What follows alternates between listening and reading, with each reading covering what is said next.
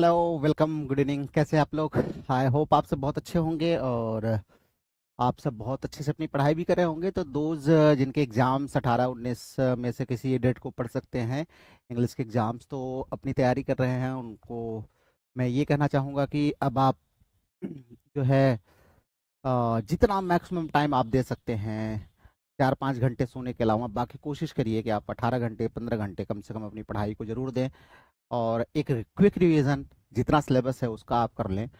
और जहाँ पर हम जितने क्वेश्चंस आपको करा रहे हैं उन क्वेश्चंस को भी कोशिश करिएगा कि एक बार आप रिवाइज करके एग्जाम में जरूर जाए ना। तो चलिए, हमारी क्लास आज की जो शुरू हो रही है हम लोग वर्ड्सवर्थ पर अपनी क्लास कर रहे हैं, तो उसी को हम लोग आगे बढ़ाएंगे। कुछ क्वेश्चन सुन के रह गए हैं वर्ड्सवर्थ के, तो आइए देखते हैं हम लोग। सभी लोग आइए जुड़ जाइए क्लास में। हाँ, यहाँ पे Neha, Shweta and BK has already join. ये सब लोग ज्वाइन कर चुके हैं, तो सबका स्वागत है क्लास में। I welcome you all in this class. आप सबका, सरिता इज आल्सो देयर, सरिता भी आ गई हैं। Good evening everyone, good evening, सबका स्वागत है। आज हमारा जो क्वेश्चन है 130 तक हमने क्वेश्चंस कर लिए थे कल, 131 से हमें शुरू करना है। तो चलिए, let's begin the class for today. आज की क्लास की हम लोग शुरुआत करते हैं। तो the first question for today, आज का जो हमारा पहला क्वेश्चन है वो कौन सा है? Which of the following was not a theme in Wordsworth poetry. कह रहे वर्ड्सवर्थ की जो भी पोम्स लिखी गई उनमें से एक कौन सी थीम नहीं है? तो अगर हम देखते हैं तो रूरल लाइफ तो हमेशा इनकी थीम रही है, कंट्री लाइफ, रूरल लाइफ ना। एलिनेशन फ्रॉम नेचर, तो ये तो दिखाया ही नहीं ना, नेचर से आज लोग एलिनेट हो रहे हैं, ये भी दिखाया। खास करके इनका the world is too much with us में दिखाया है। The value of children's insight, आप इनका वो पढ़िए, इमॉर्टलिटी ओड पढ़िए, आपको मिलेगा वैल्यू ऑफ चिल्ड्रंस इनसाइट वहां पर। तो कोर्टली लव का जिक्र इन्होंने कहीं भी नहीं किया हुआ है ना, कहीं भी नहीं किया हुआ है। हाँ, yes Neha, I am good, I am good. तो courtly love is the right answer. Then we have the next question. Wordsworth describe nature as, Wordsworth ने नेचर को कैसे डिस्क्राइब किया है? Answer is a mechanical process, a temple, a teacher and moral guide, a scientific curiosity. तो nature को कैसे दिखाया, इन्होंने डिस्क्राइब किया है? तो there is no doubt he has describe nature as a teacher and a moral guide ना। तो आप टेबल टर्न में देखिए, वो कहते भी हैं, डायरेक्ट टेबल टर्न में कहते भी हैं कि नेचर तो हमें उतना सिखा सकती है ना कि ऑल सेजेज, है ना, nature can teach us more than the all sages can ना। कहते हैं कि प्रकृति तो हमें इतना सिखा सकती है कि सारे टीचर, साधु, महात्मा मिलके समझाएंगे तब भी उतना नहीं समझा पाएंगे, नहीं सिखा पाएंगे जितना प्रकृति हमको सिखाती है। Yes Sariba, good evening. In his youth Wordsworth embrace the ideals of, कह रहे हैं जब अपने यूथ में थे तो वर्ड्सवर्थ कौन से आइडियल को फॉलो करते थे, कौन से आइडियल्स को फॉलो किया करते थे? यस प्रिया, खुश रहिए। English monarchy, French revolution, industrial capitalism, आप सबको पता है अपने अर्ली डेज में ये किससे प्रभावित थे? फ्रेंच रिवॉल्यूशन से प्रभावित थे ना। 1789 से जो है 1799 तक फ्रेंच इन्फ्लुएंस रहा है, फ्रेंच रिवॉल्यूशन। तो शुरुआत में ये खास करके फ्रेंच रिवॉल्यूशन का जो स्लोगन था ना, उससे बहुत ज्यादा ही प्रभावित थे। इक्वालिटी, फ्रेटर्निटी, और क्या था एक, liberty. Wordsworth called which poet, ये बहुत इंपॉर्टेंट है, the only man to whom at all times I was ready to defer. किसके लिए कहा था कि केवल एक ऐसा इंसान है कि मैं हर समय उससे क्या कर सकता हूं, मैं हर समय डेफर करने के लिए उससे मैं तैयार रहता था? किसके लिए कहा है? तो स्वाभाविक सी बात है, ये थे इनके दोस्त कॉलरीज ना। कॉलरीज से ये बहुत ज्यादा प्रभावित थे और बहुत ज्यादा इन लोगों की अच्छी फ्रेंडशिप थी, डिस्कशन, जो इंटेलेक्चुअल डिस्कोर्स, मतलब इंटेलेक्चुअल एक्सचेंजेस जो हुआ करते थे थॉट्स के ना, उससे ये बहुत ज्यादा प्रभावित थे। Then question number 135, Wordsworth's poetry became a foundation for what kind of environmental literary movement. कह रहे हैं बाद में किस प्रकार का एनवायरमेंटल लिटरेरी मूवमेंट चला है जिसमें वर्ड्सवर्थ को एज अ फाउंडेशन पढ़ाया जाता है? कौन सा वो क्रिटिसिज्म है, ब्रांच ऑफ लिटरेरी क्रिटिसिज्म कौन सी है तो आप सब लोग जानते हैं उसको बोलते हैं हम लोग इको क्रिटिसिज्म ना, इको क्रिटिसिज्म। और आजकल रिसेंट स्टडीज में अगर हम देखें तो इको क्रिटिसिज्म काफी बड़ा स्थान रखता है ना, जिसमें क्या करते हैं हम इन्वायरमेंट की स्टडी करते हैं लिटरेचर के पर्सपेक्टिव से। In which European country did Wordsworth live for over a year fathering a child. कह रहे हैं किस कंट्री में लगभग 1 साल से ज्यादा रह करके इन्होंने एक बच्चे को वहां पर जो है बर्थ भी दिया था ना। तो आप सबको पता है फ्रांस में थे, एनेटी वेलन वहां पर इनको मिली थी और वहीं पे इनको डाटर हुई। डाटर का नाम क्या था? कैरोलिन ना। कैरोलिन जो है इनकी बिटिया जो एनेटी वेलन से होती है। Which of the following is not a Lucy poem. ये बड़ा इंपॉर्टेंट है। लूसी पोम के 5 पार्ट है ना, तो इनमें से कह रहे हैं कौन एक सा नहीं है। तो 3 यहां पर दिया हुआ है, 4 में से एक जो है वो लूसी पोम में नहीं है। ये इंपॉर्टेंट है, 5 पार्ट याद रखिएगा, 5 पार्ट। तो लूसी सीरीज में हम देखें तो the solitary reaper Lucy series में नहीं आती है, ठीक है। लूसी सीरीज में a slumber did my spirit seal ये आती है। She dwelt among the untrodden ways, strange fits of passion have I known, education of nature, और एक क्या थी, एक Lucy Gray. Wordsworth relationship with Coleridge cooled primarily due to. कह रहे हैं कॉलरीज के साथ जो इनका रिलेशनशिप थोड़ा सा बीच में गड़बड़ हो गया था, सॉरी बहुत वार्म था, वो धीरे धीरे गड़बड़ क्यों हो गया, किस वजह से हो गया? कूल्ड हो गया, ठंडा पड़ गया, क्यों पड़ गया?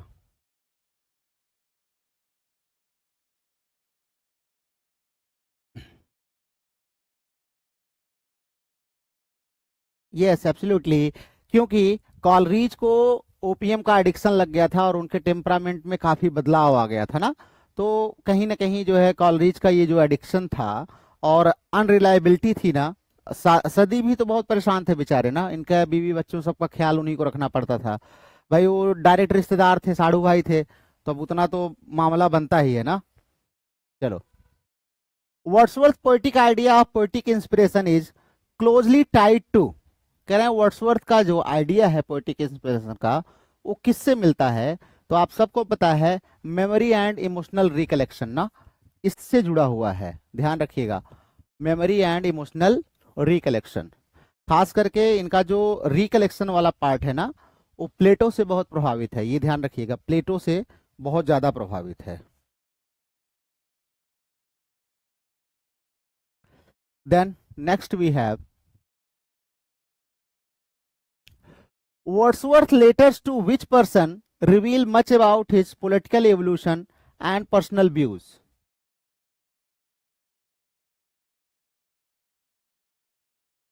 किससे ये पत्राचार करते थे जिसमें इनको जो है पर्सनल व्यूज आते थे?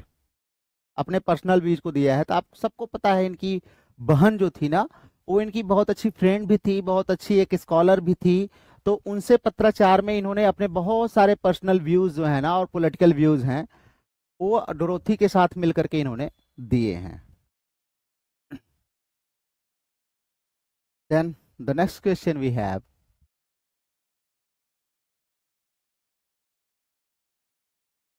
what literary quality is frequently seen, what literary quality is, दिख नहीं रहा है क्या शायद? आई थिंक अब विजिबल है।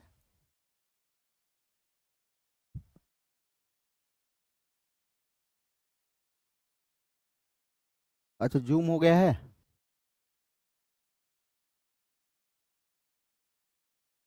जूम हो गया है कि जूम नहीं हुआ है? चलो, आई थिंक अब ठीक होगा ना। हाँ, हो गया, फुल हो गया, अब दिख रहा है ना।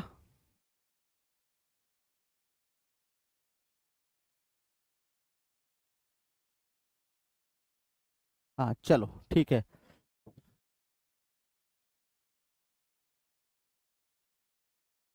आइए देखते हैं। What literary quality is frequently seen in Wordsworth's narrative poems like Michael and the Ruined Cottage? कह रहे हैं माइकल और रूइंड कॉटेज में कौन सी लिटरेरी क्वालिटी हम इनकी देखते हैं? तो देखो, माइकल तो एक 100% पैस्टोरल पोयम है, ध्यान रखना। माइकल तो पैस्टोरल पोयम है। और रूइन कॉटेज भी, उसमें भी पैस्टोरल इमेजरी बहुत ज्यादा यूज किया इन्होंने ना। तो ऑप्शन हमारा हो जाएगा pastoral realism and emotional depth ना। ये टेक्निक इन्होंने यूज की है, पैस्टोरल इमेजरी बहुत ज्यादा यूज की है यहां पर। तो सी हमारा राइट ऑप्शन हो जाएगा। Then next question is, what is the tone of Peter Bell, one of Wordsworth lesser known poems? कह रहा है पीटर बेल की टोन कैसी है? पीटर बेल की टोन कैसी है?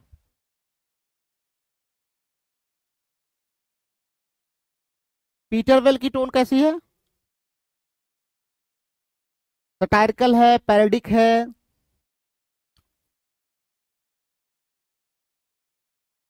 Yes, it's didactic and moralistic ना। डिडैक्टिक है और मॉरलिस्टिक पोम है। काफी इनकी इंपॉर्टेंट पोम है, हालांकि बहुत हम लोगों के यूनिवर्सिटीज वगैरह में तो पढ़ाई नहीं जाती, बहुत रेयर ही पढ़ाई जाती है, लेकिन फिर भी हम लोगों को तो जानना चाहिए ना। Who accused Wordsworth of writing poetry only for the lakes and the people around them? हाँ, ये तो इनके ऊपर चार्ज लगा ही था, आप सब लोग जानते होंगे। किसने चार्ज लगाया था? किसने चार्ज लगाया था? क्वेश्चन नहीं दिख रहा है अभी? यहां तो दिख रहा है, कैसे? आप लोग देखिए, आप फुल स्क्रीन कर लीजिए।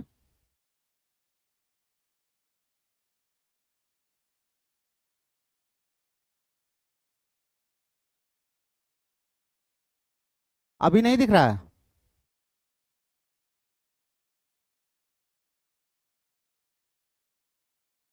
हम्म, यहां तो बिल्कुल क्लियर है।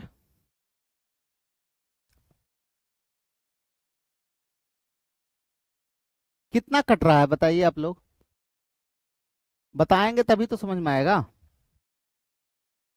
अब विजुअल है?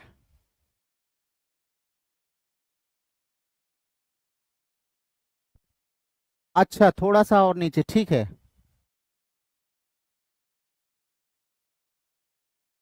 हम्म, अच्छा ठीक है। मिनिमाइज कर दें? मिनिमाइज नहीं करने पे, मैक्सिमाइज करने पे होगा हमें लगता है।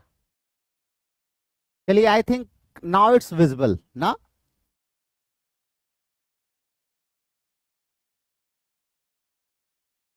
नहीं, वो स्लाइड ही गड़बड़ बन गई है ना, स्लाइड का जो वो होता है, क्या कहते हैं उसको,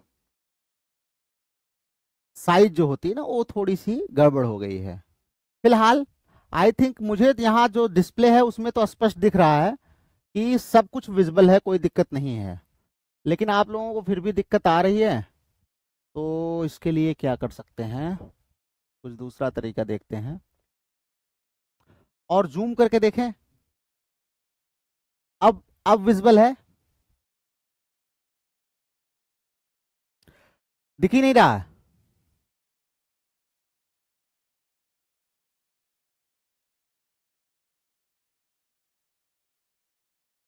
हम्म, क्वेश्चन नंबर नहीं दिख रहा है। ओके, तो ठीक है, रुकिए 1 मिनट, आप लोग लाइन पे रहिएगा, मैं सेट कर रहा हूँ।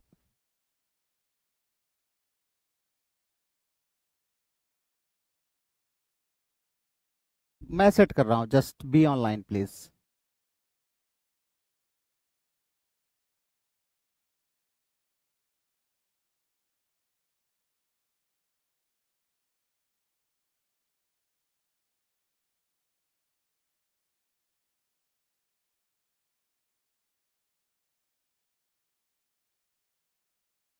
हम्म,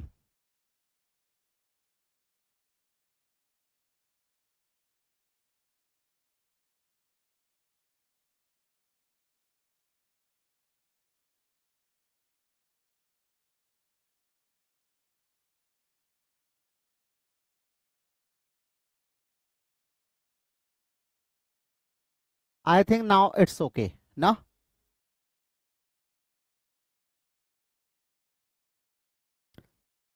जूम आउट करें? अरे इसकी सेटिंग का मुझे बहुत आइडिया नहीं है। वो आता है टेक्नीशियन, कभी कभी सेट कर जाता है। फिलहाल ऐसे एडजस्ट कर लीजिए, अभी दिख रहा होगा, मुझे लग रहा है ऐसा। लेकिन मुझे नहीं समझ आ रहा यहाँ पे क्यों क्लियर मुझे दिख रहा है, बिल्कुल डिस्प्ले पे मुझे सब कुछ दिखाई दे रहा है। Question number 144, who accused Wordsworth of writing poetry only for the lakes, ये सब दिखाई दे रहा है। चलिए कोई बात नहीं है। Okay, now who accused Wordsworth of writing poetry only for the lakes and the people around them. तो आप सबको पता है बायरन, हमने आपको कहा था ना, बायरन साहब कहते थे कि ये कभी लेक से बाहर निकला ही नहीं आदमी, तो इसको क्या ही पता चलेगा कि दुनिया कैसी है ना। इसको कुछ नहीं पता है कि दुनिया कैसी है। चलिए, देन नेक्स्ट क्वेश्चन,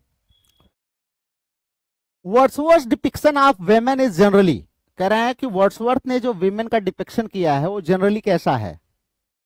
जनरली कैसा है?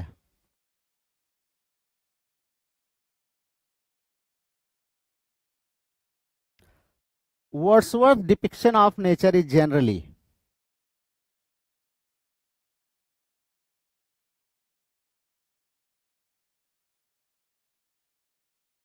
चलिए इन क्वेश्चंस को हम फटाफट कर लेते हैं, स्लाइड हमें लगता है गड़बड़ बन गई है।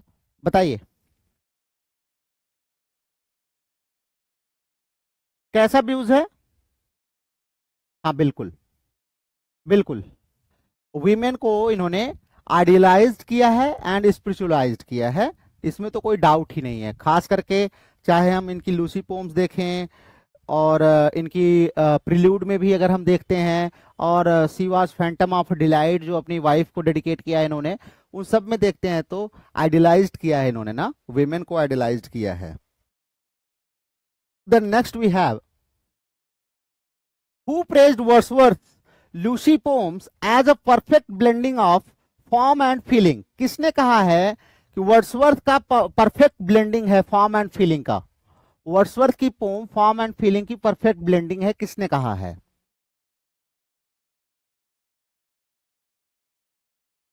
फॉर्म एंड फीलिंग की परफेक्ट ब्लेंडिंग है।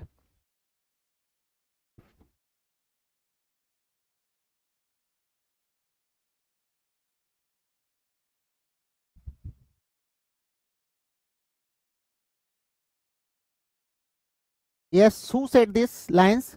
तो स्वाभाविक सी बात है, ये लाइन किसने बोला है? मैथ्यू एर्नॉल्ड साहब ने बोला है ना, मैथ्यू एर्नॉल्ड साहब ने बोला है।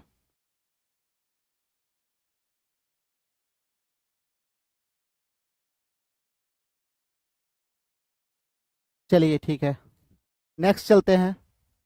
अगला क्वेश्चन हमारा है, what poetic form does Wordsworth rarely use? कौन सा पोएटिक फॉर्म वर्ड्सवर्थ जो है बहुत कम यूज किया करते थे?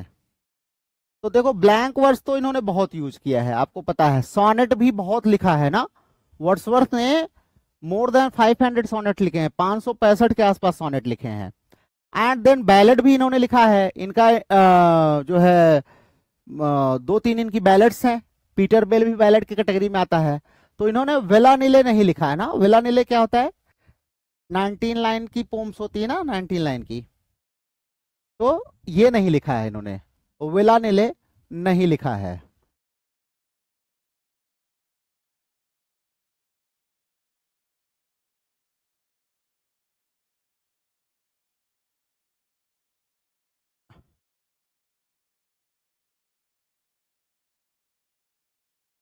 अब आप लोग लाइन पे ही रहिए, मैं पहले इसको करेक्ट करता हूँ। Be online please.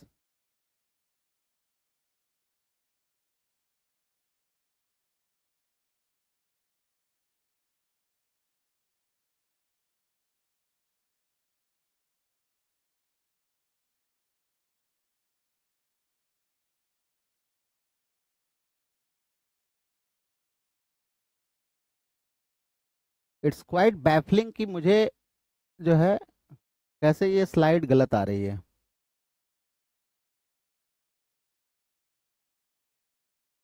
Question number 147,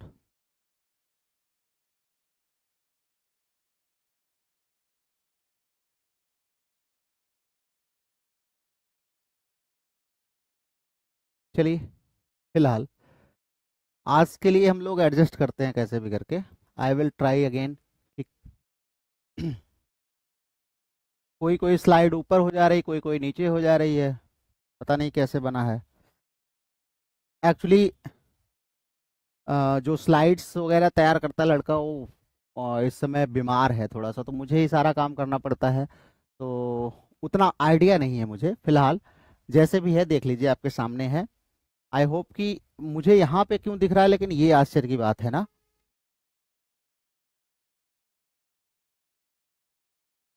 अभी भी नहीं दिख रहा है। चलो, ओके ठीक है। अब दिख रहा है। कैमरे की मैं पोजीशन थोड़ी चेंज करूँ क्या?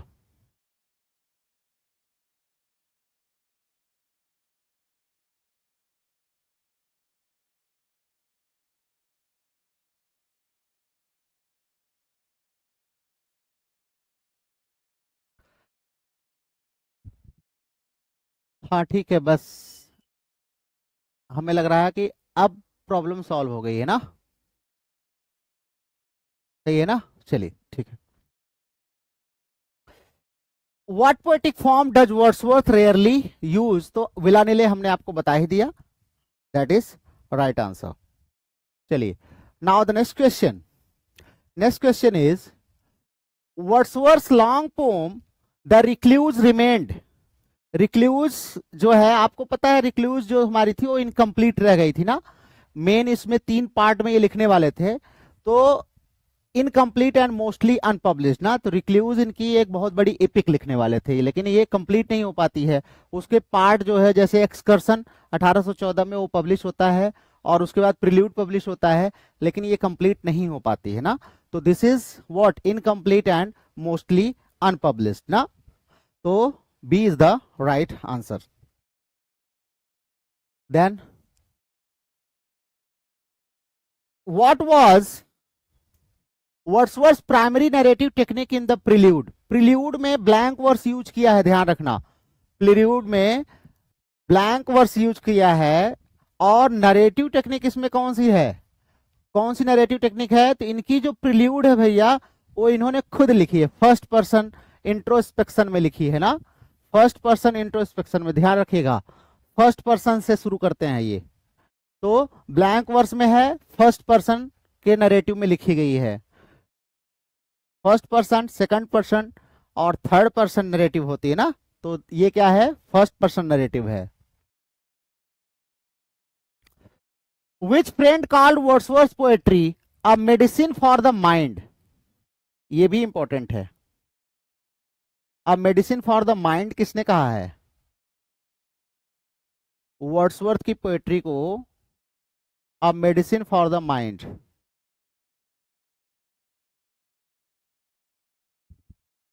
यस।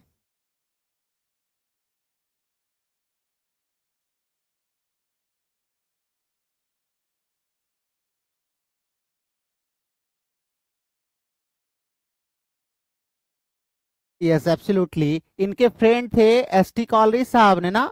उन्होंने ही कहा है, उन्होंने ही कहा है कि जो वर्ड्सवर्थ की पोम्स है ना, ये माइंड के लिए क्या है? ये माइंड के लिए मेडिसिन का काम करती हैं। Wordsworth poems work as medicine for mind ना। चलिए next. What theme dominates the ruined cottage? Ruined cottage में कौन सी थीम डोमिनेट करती है? रूइंड कॉटेज में कौन सी थीम डोमिनेट करती है?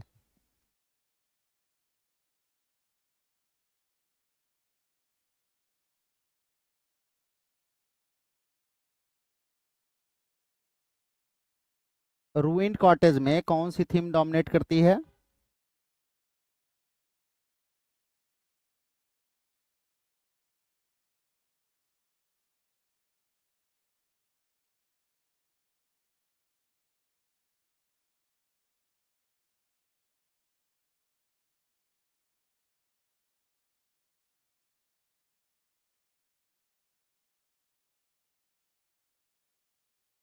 हम्म। Yes absolutely right. बिल्कुल सही आंसर है आप लोगों का। Suffering for the quite suffering of the poor ना, ये थीम जो है रूइंड कॉटेज में दिखाया है।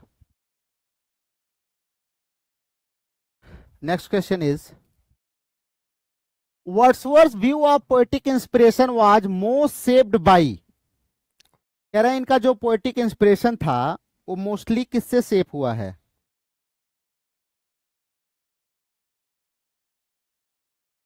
Mostly shaped by Christian doctrine है, क्लासिकल माइथोलॉजी है। तो आपको मैंने अगर world is too much with अस पढ़ाया है तो एक बार आप जाके देखिएगा, जहां पे मैंने आपको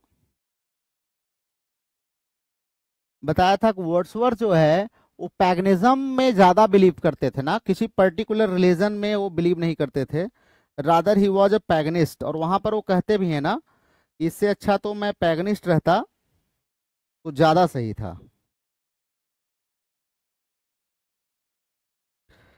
चलिए, तो सी इज द राइट आंसर ना, nature and memory. Next question is Wordsworth sonnets like London 1802 बहुत ही फेमस है, इसको टू मिल्टन नाम से भी जानते हैं ना, लंदन 1802 को हम टू मिल्टन नाम से भी जानते हैं। ये क्या है आप बताइए?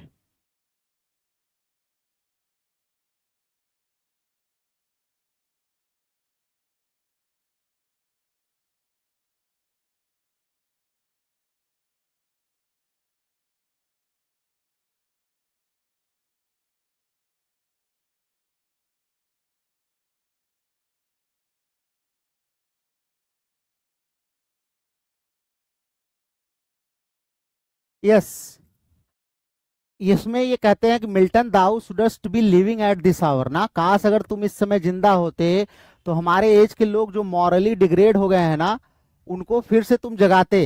तो B is the right answer, appeals for moral renewal ना, कहते हैं कि तुम क्या करते, इनको फिर से जगाते, इनकी मॉरल अवेकनिंग करते ना। Next question is what occupation did Wordsworth take up to support his family in 1813? 1813 में अपनी फैमिली को सपोर्ट करने के लिए वर्ड्सवर्थ ने, हाँ बिल्कुल सही है नकीबा, बिल्कुल सही है। वर्ड्सवर्थ ने क्या किया है, फैमिली को सपोर्ट करने के लिए, आप सबको पता है, मैं बता चुका हूं कहां का, ये भी क्वेश्चन करा चुका हूं, फटाफट आंसर दीजिए। यस बिल्कुल, डिस्ट्रीब्यूटर ऑफ स्टैंप्स बनते हैं कहां के, वेस्टमोरलैंड, कल ये क्वेश्चन कराया था ना, वेस्टमोरलैंड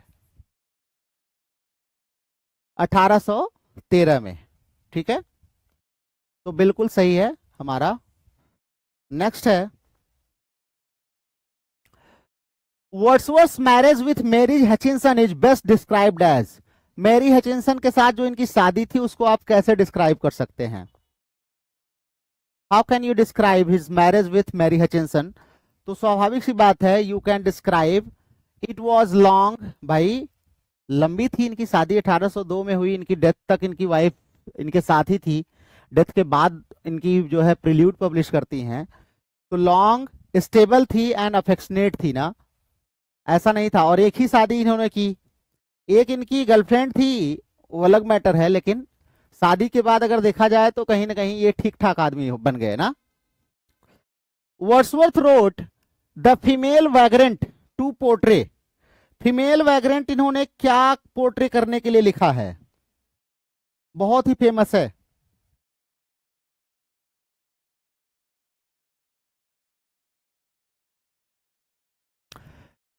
द फीमेल वैग्रेंट में इन्होंने क्या दिखाया, यस इन्होंने दिखाया a women affected by war and displacement, जब वॉर होता है, युद्ध होता है या एक जगह से दूसरे जगह डिस्प्लेस करता है, तो वीमेन के ऊपर क्या प्रभाव पड़ता है उसको इन्होंने इस पोम में दिखाया। द फीमेल वैग्रेंट का मतलब ही होता है घुमक्कड़ और घूमना, इधर उधर भागना ना, वैग्रेंट, फीमेल वैग्रेंट। चलिए Wordsworth poetry is often described as containing spots of time. Spots of time है क्या, ये पूछ रहे हैं। तो हमने कल आपको बताया भी था, कल हमने आपको बताया था, अगर आपको याद हो कल की क्लास में, तो हमने आपको ऐसे एक इमेज बनाई थी ऐसे, और आपको बताया था ऐसे ऐसे बहुत सारी मेमोरीज हमारे अंदर होती हैं, कुछ बड़ी डार्क होती है ना, डीप होती हैं, इंटेंस होती हैं, ट्रांसफॉर्मेटिव होती हैं ना। तो बिल्कुल सही है, इंटेंस एंड ट्रांसफॉर्मेटिव मेमोरीज को spots of time, spots of time theory जो इनकी है वो यही बताती है कि जो मेमोरी हमारी बहुत ही इंटेंस है, ट्रांसफॉर्मेटिव है, वही स्पॉट्स ऑफ टाइम है। Next question, in his later years Wordsworth was honoured bye Oxford with. बाद के अपने समय में वर्ड्सवर्थ को ऑक्सफोर्ड ने कौन सी डिग्री दी थी, जो ये कंप्लीट नहीं कर पाए थे। हाँ, कल वाला लर्न है ना, हाँ ठीक है बीके, ठीक है बिल्कुल ठीक है। प्रीति जुड़ी हुई है, कहाँ से हैं प्रीति, अपने बारे में बताइएगा। आज कुछ नए बच्चे जो जुड़े हैं वो जरूर आ, और हमने आप लोगों को बोला है कि आप सभी लोग इस नंबर पे मुझे व्हाट्सअप कर दीजिए अपना नाम, नंबर और कहाँ के रहने वाले, किस चीज़ की तैयारी कर रहे हैं, ताकि हम आपको कम्युनिटीज में ऐड कर दे, तो वहां पे आपको जो भी मैटर होगा वो हम डाल दिया करेंगे।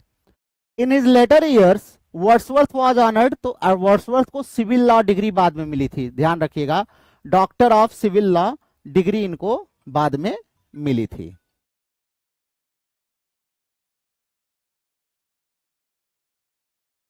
Then next, Wordsworth prose style in his letters and criticism can be described as. कह रहे हैं इन्होंने जो लेटर लिखा है क्रिटिसिज्म, उनमें इनकी प्रोज स्टाइल को आप कैसी स्टाइल कह सकते हैं।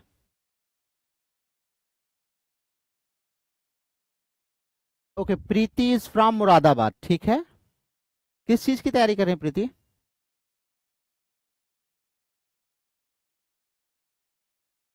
टीजीटी पीजीटी, किस चीज की तैयारी कर रही हैं। Anushka is also here, Anushka introduce yourself please.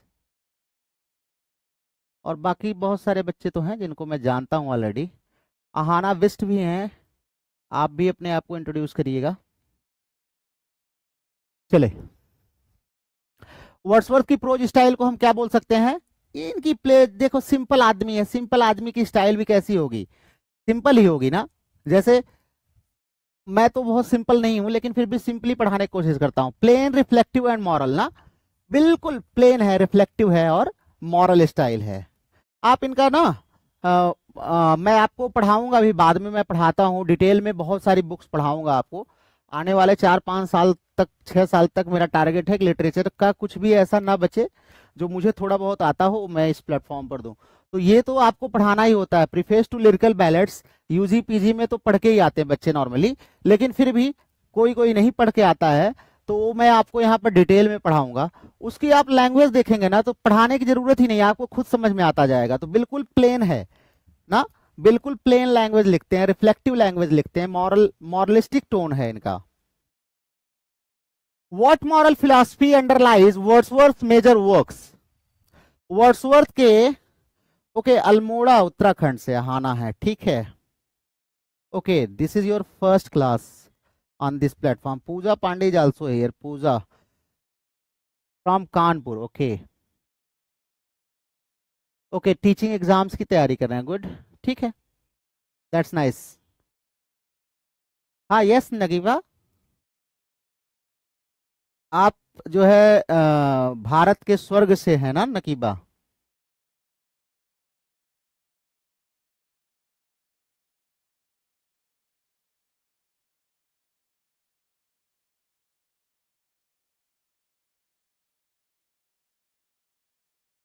हाँ चलिए, okay. What moral philosophy underlies Wordsworth major works, तो आप सबको पता है वर्ड्सवर्थ हेडोनिज्म उनके अंदर बिल्कुल नहीं था, स्टोइसिज्म भी बहुत ज्यादा नहीं था, यूटिलिटेरियनिज्म भी नहीं था, स्पिरिचुअल ह्यूमैनिज्म था, ध्यान रखिएगा। ये क्वेश्चन बहुत इंपॉर्टेंट है। स्पिरिचुअल ह्यूमैनिज्म इनकी पोएट्री में हमें देखने को मिलता है, ध्यान रखिएगा।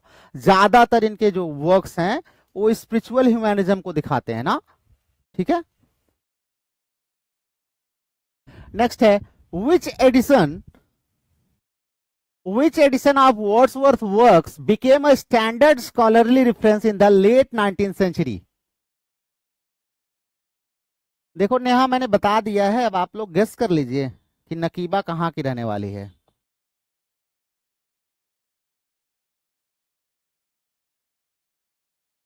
हाँ बिल्कुल,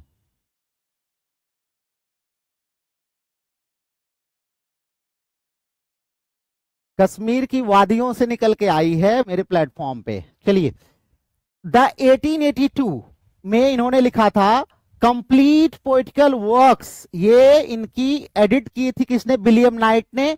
अभी मैं 3-4 दिन पहले वर्ड्सवर्थ, या एक हफ्ते पहले, जब भी मैं वर्ड्सवर्थ पढ़ा रहा था विलियम जिलोंग में, तो मैंने अंडरलाइन कराया ये चीज। विलियम नाइट ने क्या किया है, कंप्लीट करके complete poetical works of Wordsworth नाम से पब्लिश किया है, ध्यान रखिएगा। और यही आज हम जितने भी पोम्स देखते हैं ना, इनकी रेफरेंसेस लेते हैं, वो यहीं से लेते हैं। तो ये बहुत ही इंपॉर्टेंट है, ध्यान रखिएगा। William night, William night biographer का भी काम करते थे। Wordsworth poetry is widely included in modern educational syllable for its. कह रहे हैं आपके सिलेबस में वर्ड्सवर्थ की पोम क्यों जोड़ी जाती है?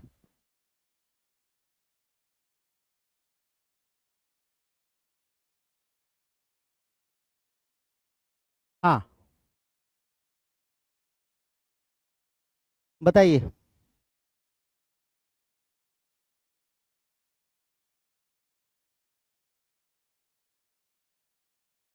ठीक है, थैंक यू वीके जी। बताइए बच्चों। Yes absolutely. देखिए इनका मेन पर्पस क्या है ना, इम्फेसिस करते हैं ये ह्यूमन कनेक्शन विथ नेचर। ज्यादातर इनकी पोएट्री में हम देखते हैं ना, तो ये क्या करते हैं, इनको हमें पढ़ाने का पर्पस ही यही है कि हम क्या करें, ह्यूमन को नेचर से जोड़ सकें भाई। इसीलिए तो इको क्रिटिसिज्म में इनको ऐड किया जाता है ना, इको क्रिटिसिज्म में हम इनको ऐड करते हैं, इसीलिए ध्यान रखिएगा। Then next we have Wordsworth children poems often emphasise. इनकी चिल्ड्रन पोम्स क्या एम्फसाइज करती हैं?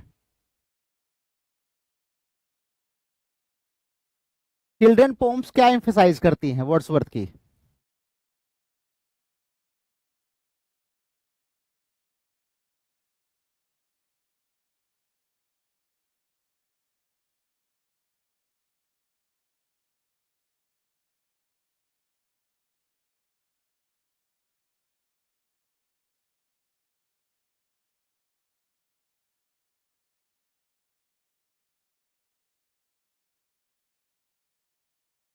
नहीं, कश्मीर, कश्मीर नहीं, मैं भारत के हर एक कोने में आऊंगा। जब हमारे बच्चे जो यहाँ पढ़ रहे हैं सिलेक्ट होंगे ना, और वो मुझे इनवाइट करेंगे, तो किसी दिन मैं जो है लाइव स्ट्रीमिंग करते हुए वहां पहुंचूंगा। Wordsworth children poems often emphasize to the divine and imaginative power of childhood. Specially इनकी कौन सी पोम? 1807 में इमॉर्टलिटी ओड आप पढ़ेंगे ना, तो इमेजिनेटिव पावर ऑफ चाइल्डहुड और डिवाइन डिविनिटी ऑफ चाइल्डहुड, इतना बेहतरीन दिखाया है। ये पोम मैं आपको पढ़ाऊंगा भी डिटेल में। बहुत ही बेहतरीन पोम है, 203 लाइन में है, शायद ज्यादा नहीं है, लेकिन बहुत ही बेहतरीन पोम है। Wordsworth poem to the cuckoo, हाँ ये याद रखना, एक बार एग्जाम में आया, to the cuckoo. To the cuckoo celebrates, क्या सेलिब्रेट करती है? टू द कुकू क्या सेलिब्रेट करती है?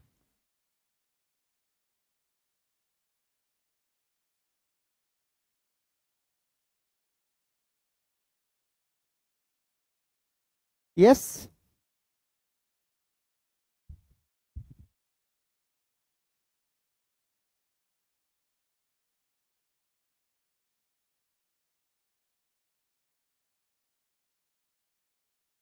हाँ absolutely, the mystery of spring and childhood memory ना। कुकू ये भी बच्चों के लिए है ना, चाइल्डहुड मेमोरी पर बेस्ड है, चाइल्डहुड मेमोरी पर। तो that's then next question, Wordsworth viewed the rise of industrialism as, rise of industrialism को कैसे दिखाते हैं, खास करके the world is too much with us में इन्होंने दिखाया है, world is too much with us में। तो ये मॉर्न करते हैं, कहते हैं हम लोग कितने जो है कह सकते हैं मटेरियलिस्टिक होते जा रहे हैं दिन ब दिन ना।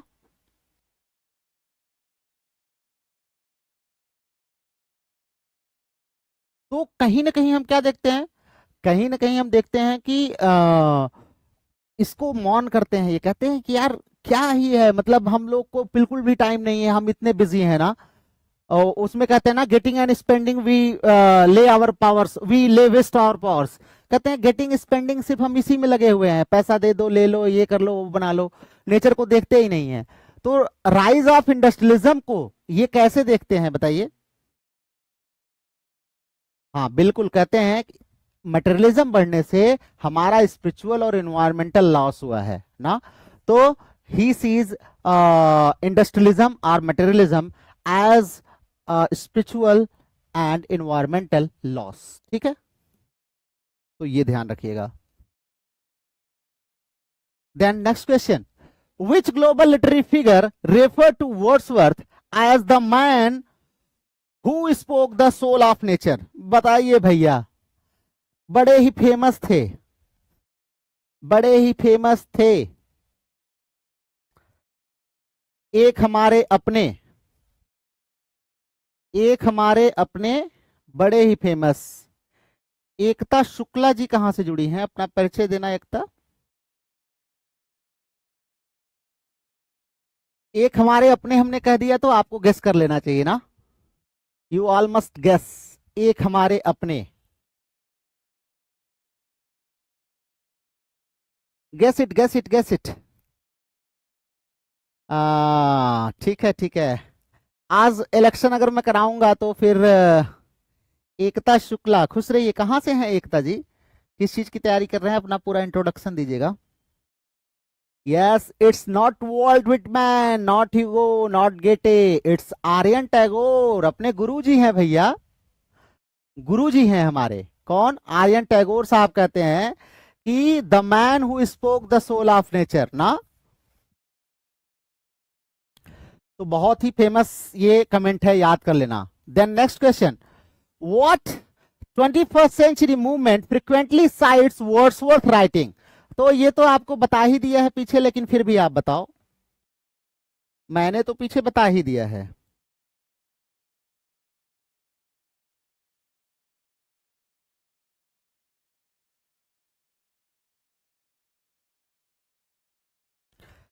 हाँ,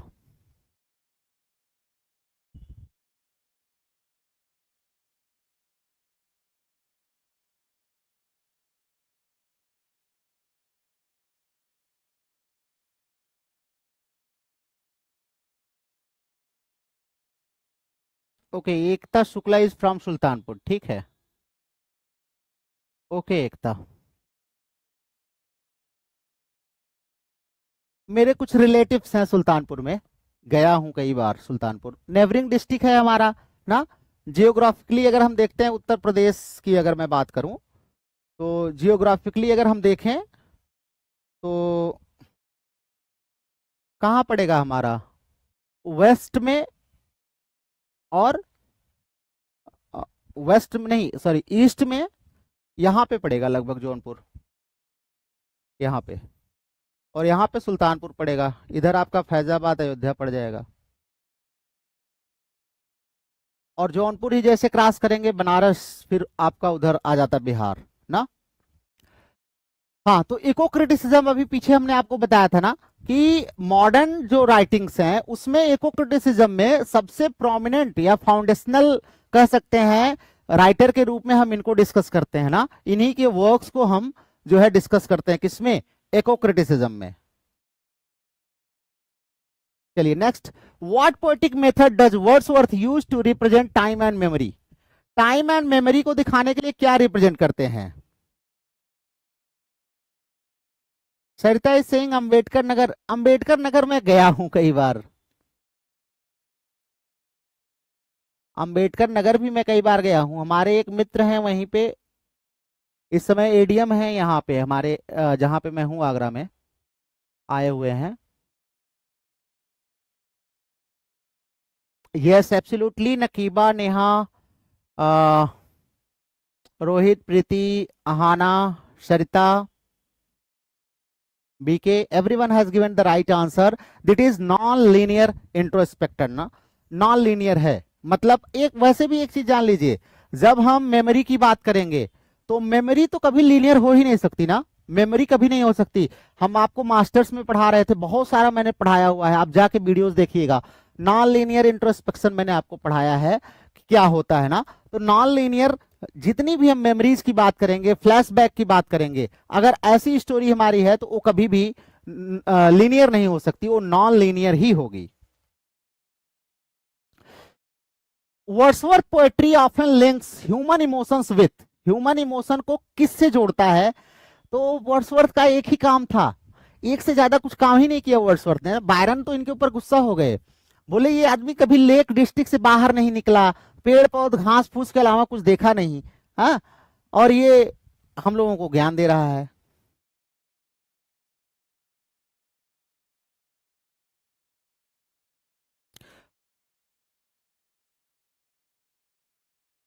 yes absolutely, Naqiba, Renu, Rohit, Neha, Ekta, yes absolutely, everyone is right. Anant is also here. Anant, good evening Anant. Anant काफी दिन बाद आए हो बेटा। Wordsworth poetry often links human emotions with, किससे लिंक करते हैं? तो नेचुरल सराउंडिंग से लिंक करते हैं ना, प्रकृति से हमारे इमोशंस को लिंक करते हैं। ये कहते हैं कि बारिश ये जो हो रही ना, बारिश की बूंदें ना, पहले बचपन में हम लोगों को भी मम्मी उम्मी बहका देती थी, अगर हम उनसे पूछते थे कि मम्मी ये ऊपर से पानी क्यों गिरता है, ये क्या है, कहती वो भगवान रो रहे हैं ना, भगवान रो रहे हैं। तो भगवान भी रोते हैं, ऐसा हम लोगों को बचपन में बताया गया है। Which poem features the idea of a beggar, beggar आ ही गया है, as a symbol of moral value. तो बेगर का नाम आ गया तो बेगर वाला ही है, बहुत ही फेमस ये पोम है इनकी, द ओल्ड कम्बरलैंड बेगर ना, ओल्ड कम्बरलैंड बेगर। और ये इनकी ऐसी पहली पोम है जो बात करती है डाउन ट्रॉडन सेक्शन की ना, जो मार्जिनलाइज्ड की बात करती है, द ओल्ड कम्बरलैंड बेगर।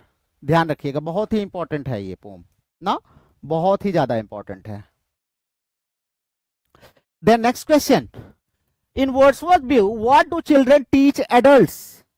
भाई वर्ड्सवर्थ कहते हैं कि बच्चे हम लोगों को क्या सिखाते हैं, बड़ों को क्या सिखाते हैं?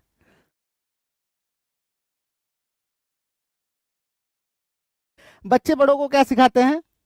अरे child is the father of man कह दिया है भैया, तो आपको क्या लगता है ऐसे ही कह दिया? यस, हमें बच्चों से सीखना चाहिए बचपन में। आप भी अभी मान लीजिए, आप लोग तो इतने बड़े हो ही गए हैं, मतलब कोई भी हमारा स्टूडेंट जो यहाँ पर होगा इतना छोटा नहीं होगा, उसको बच्चा कंसीडर करूं मैं। जैसे 5 साल के नीचे बच्चे रहते ना, घर पे कभी मार दो उनको थोड़ा सा, तो जो मम्मी उम्मी हम लोगों की, मतलब उनकी दादी वगैरह हैं, डांटने लगेंगी, क्या कर रहे हो, बच्चे भगवान का रूप होते हैं, इनोसेंट होते हैं ना, इनोसेंट वो हमें सिखाते हैं। और क्या सिखाते हैं? फेथ सिखाते हैं। क्या फेथ होता है? एक पिता, पता है, एक पिता है, वो बेटे को ऐसे पकड़ा हुआ है, ऐसे अपने गोद में लिया है, फिर ऐसे उछालता है, ऐसे ले लेता है, वो खिलखिला के हंस रहा है। उसका फेथ देखिए, उसको ये बिल्कुल भी डर नहीं है वो गिर जाएगा, क्योंकि उसको पता है कि उसके पापा है ना। तो फेथ आप सीखिए किससे? बच्चे से। और स्पिरिचुअल ट्रूथ, कभी झूठ नहीं बोलता बच्चा, इसीलिए बच्चे से लोग कहते हैं बच्चा कह दिया तो मतलब जो है सही है ना। तो बच्चे हमें ये सब सिखाते हैं, ये सब सिखाते हैं बच्चे। अच्छा, वर्ड्सवर्थ वगैरह भी कभी कभी इनकी फिलॉसफी में अगर चले जाओ ना, तो लगता है कि हाँ वास्तव में ये लोग बहुत जीनियस थे भाई। हम लोग तो बहुत उतना सोच ही नहीं पाते हैं, थोड़ा बहुत कोशिश करते हैं। Wordsworth religious views in later life can best be described as, कह रहे बाद में अगर हम इनके रिलीजियस व्यूज को देखें तो आप क्या कहेंगे कि इनका रिलीजियस व्यू बाद में कैसा हो गया था? शुरू में तो आपको पता है, शुरू में तो एथीस्ट टाइप के थे ना, रिवोल्यूशनरी थे, रेडिकलाइज्ड हो गए थे बेचारे। किससे? फ्रेंच रिवोल्यूशन से। बाद में क्या हो गया?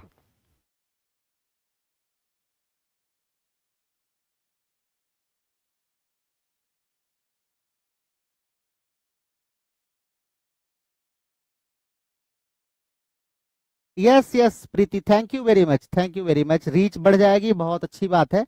अब आप देखिए, हमारे जो बच्चे यहाँ पर हैं, ये हमारे ही बच्चे क्या हैं? यही हमारी स्ट्रेंथ है, और कोई थोड़ी ना स्ट्रेंथ है। और यही हमें काम करने के लिए एनर्जी देते हैं ना। और इन्हीं में से जब सेलेक्ट होंगे ना, तो ये एनर्जी डबल हो जाएगी। और जैसे जैसे और बढ़ते जाएंगे, वैसे एनर्जी और बढ़ती जाएगी। तो नहीं, देखो, एंगलिकन नहीं था ये। एंगलिकन जो लिखा है ना, रिलीजियस बिलीफ, ये एंगलिकन नहीं है। किसने लिखा है? मैं ऊपर चला गया है शायद, लेट मी चेक इट। हाँ, नकीबा। नहीं, एंगलिकन देखो, ये ना पैगन थे ना, पैगनिस्ट इनको कहा गया है ना। और उसमें तो कहते हैं the world is too much with, कहते हैं कि I would rather be A pagan. ज्यादा अच्छा होता कि मैं पैगन रहा होता भैया, ओल्ड में, जहां पर नीम के पेड़ में भगवान, पीपल में भगवान, है ना, पत्थर में भगवान ना, नेचर के हर एक ऑब्जेक्ट में हम ईश्वर को देखते हैं। तो कह रहे हैं वही ज्यादा अच्छा था। आजकल तो मटेरियलिज्म में इतना आदमी व्यस्त हो गया है, प्रकृति को देख ही नहीं रहा है। तो यहां पर क्या हो जाएगा? इंक्रीजिंगली एंगलिकन है, लेकिन नेचर बेस्ड ना। एंगलिकन और पैगनिज्म में थोड़ा सा डिफरेंस है। तो यहां पे अगर देखें तो बाद का इनका जो रिलीजियस व्यूज है, वो कन्वर्ट हो जाता है ना। इसीलिए इनकी पोएट्री में डिक्लाइन, बहुत सारे पोएट कहते हैं, लगभग 1814 के बाद जब इनकी एक्सकर्सन पब्लिश होती है ना, तो माना जाता है इनका पोएटिक डिक्लाइन शुरू हो जाता है। क्यों? क्योंकि पहले ये जो थे रिलीजियस व्यूज इनके, चाहे हम देख लें, चाहे इनका जो है पॉलिटिकल व्यूज देख लें, पहले जो था वो अब कंप्लीटली चेंज हो गया। अब ये थोड़े कंजर्वेटिव होते जा रहे हैं ना, कंजर्वेटिव होते चले जा रहे हैं। पहले उतने कंजर्वेटिव नहीं थे। तो इसीलिए इनकी बाद की पोएट्री को बहुत महत्व भी नहीं मिलता है। ज्यादातर 1808-9 तक की जो पोएट्री है ना, उसी में हम इनको देखते हैं। What feature of science does Wordsworth critic in his poetry? Science को मैं पढ़ाऊंगा आपको कहां? Preface to the lyrical ballads में पढ़ाऊंगा। तो साइंस के किस फीचर को कह रहे हैं does Wordsworth critic in his poetry? अपनी पोएट्री में क्रिटिसाइज करते हैं, कौन सा फीचर?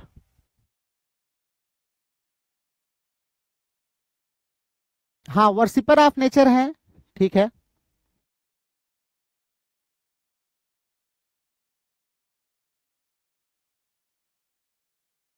हाँ, ठीक है।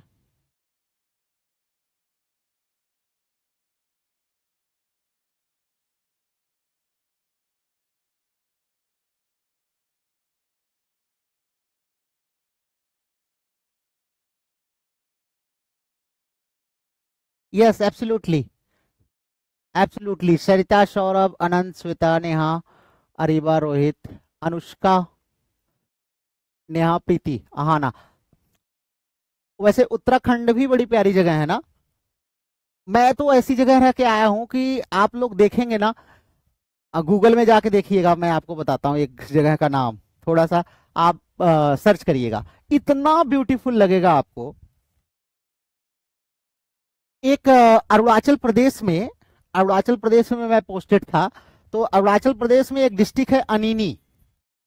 अनिनी एक डिस्ट्रिक्ट है, बिल्कुल चाइना का बॉर्डर है। यहाँ से अनिनी डिस्ट्रिक्ट से लगभग मतलब एक दो पहाड़ी छोड़ करके लगभग मान के चलिए 40-60 किलोमीटर का आसपास जो रेंज होगा, इधर चाइना शुरू हो जाता है। यहाँ पे मैं पोस्टेड था ना।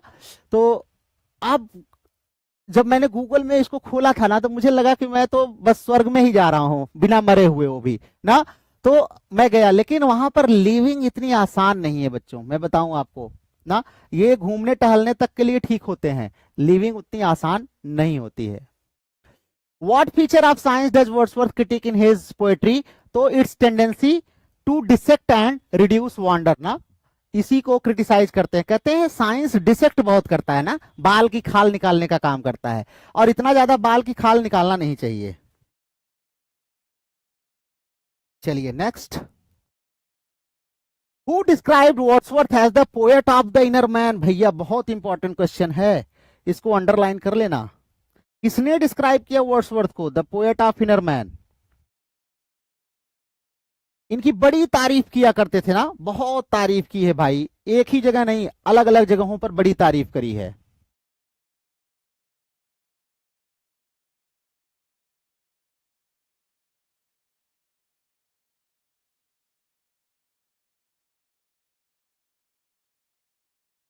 यस एब्सोल्युटली, ग्रामर भी चलती है प्रीति।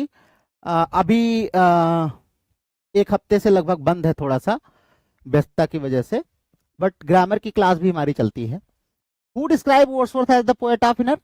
भैया हाँ बिल्कुल बिल्कुल सही है, यही है हमारे अर्नॉल्ड साहब।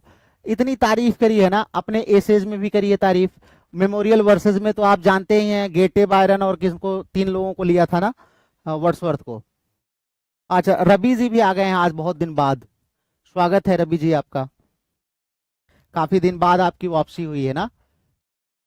चलिए, विच of the following is true of Wordsworth poetic technique? कह रहे हैं वर्ड्सवर्थ की पोएटिक टेक्निक के बारे में आप क्या कहेंगे, क्या ट्रू है?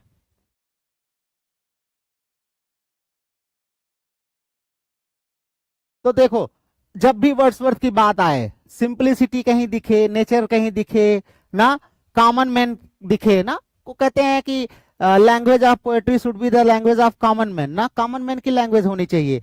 तो ही फोकस्ड ऑन सिंपलिसिटी ना, हमेशा ये कहते हैं टेक्निक सिंपलिसिटी होनी चाहिए। अच्छा मैं भी इनको थोड़ा सा इस मामले में फॉलो करता हूं कि अगर मुझे कुछ समझाना है ना, तो कोशिश ये करता हूं जितना सिंपली आपको मैं समझा सकूं उतना सिंपली समझाऊं ना।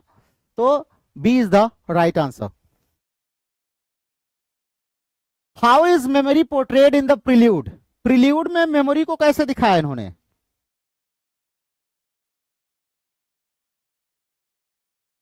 प्रिल्यूड में मेमोरी को कैसे दिखाया इन्होंने?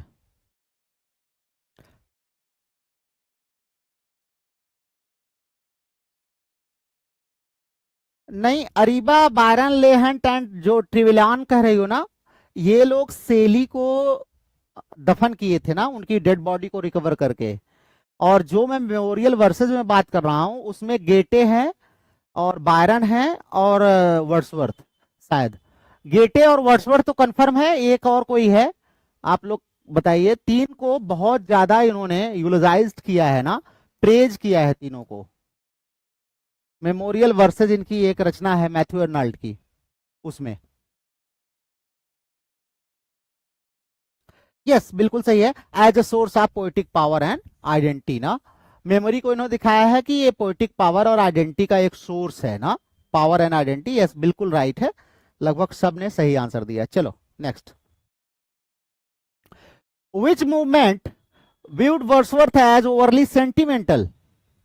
कौन सा मूवमेंट जो है इनको एज ए सेंटिमेंटल रिप्रेजेंट करता है? हाँ अहाना कह रही है बायरन ही है ना, हाँ तो बिल्कुल सही है।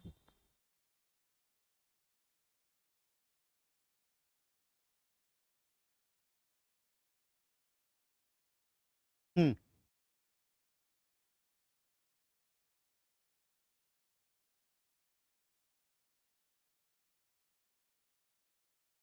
which movement viewed Wordsworth as? Yes, yes, absolutely right. Overly sentimental कौन सा मूवमेंट देखता है? यस, इट्स रियलिज्म ना, रियलिज्म कहता है कि ये ज्यादा रियलिज्म इसी के अगेंस्ट तो आया है।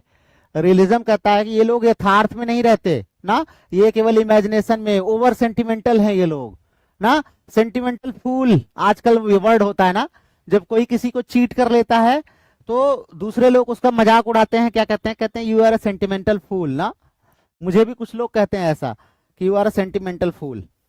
ठीक है कोई बात नहीं है। तो वर्ड्सवर्थ बेचारे को भी जो है रियलिस्ट जो थे वो सेंटिमेंटल फूल कहा करते थे।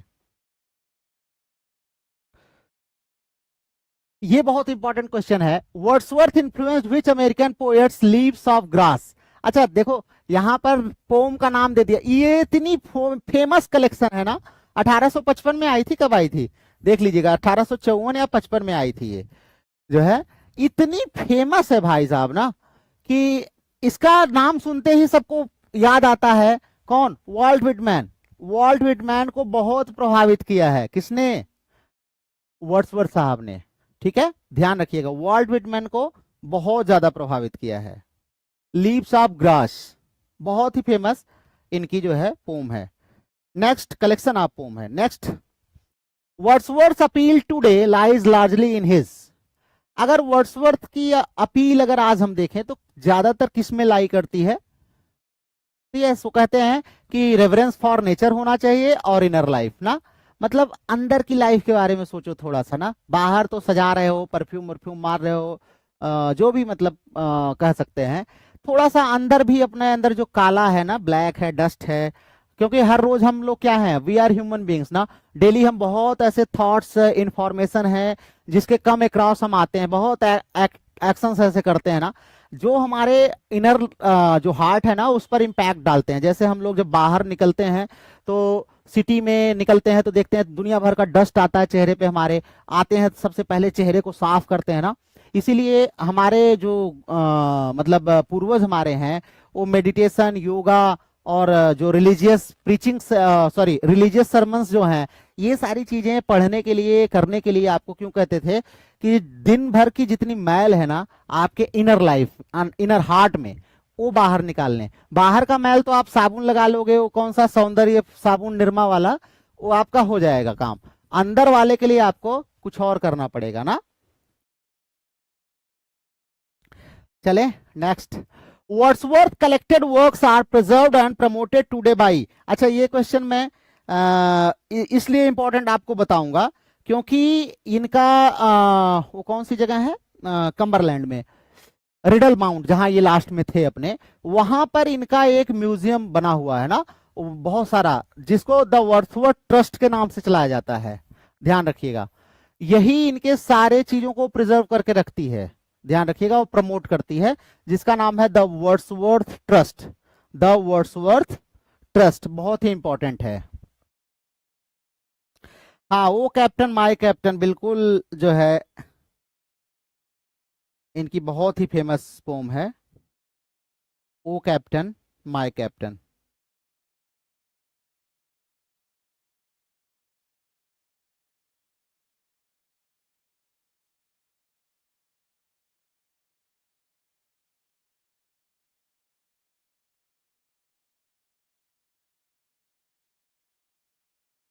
हम्म, ठीक है। नेक्स्ट, अगले क्वेश्चन पर चलें। चलो, क्वेश्चन नंबर 181 आपके स्क्रीन पर रहा ये। Wordsworth poetry has been translated into which of the following major languages? कितनी लैंग्वेजेस में ट्रांसलेट की गई है? तो भैया हिंदी में तो हम लोग पढ़ते ही हैं, फ्रेंच में भी हुई, जर्मनी में भी हुई है, और बहुत मेनी मोर लैंग्वेजेस में। तो यहाँ पे फिलहाल ऑल द अबव से काम चलाइए, इसी से आपका काम हो जाएगा। बहुत सारी लैंग्वेजेस में इनकी जो है ट्रांसलेशन हुए हैं। Wordsworth ideas inspired which Indian educational reformer and poet? किस Indian educational reformer and poet को इन्होंने इंस्पायर किया?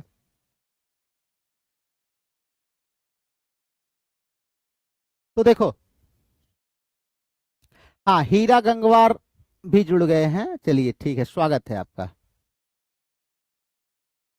हाँ बिल्कुल बेटा, देखो ऐसा है, अभी पीछे हमने आपको बताया था ना, रविन्द्रनाथ टैगोर इनसे बहुत प्रभावित थे ना, रविन्द्रनाथ टैगोर, और कहते थे कि जो है एक ऐसा इंसान है ना जो सोल ऑफ नेचर से बात करने वाला एक व्यक्ति है, a man speaking to soul of nature ना। हमारे कौन कहते हैं? आर्यन टैगोर साहब इनके बारे में कहते हैं, हमारे वर्ड्सवर्थ दत्ता के बारे में।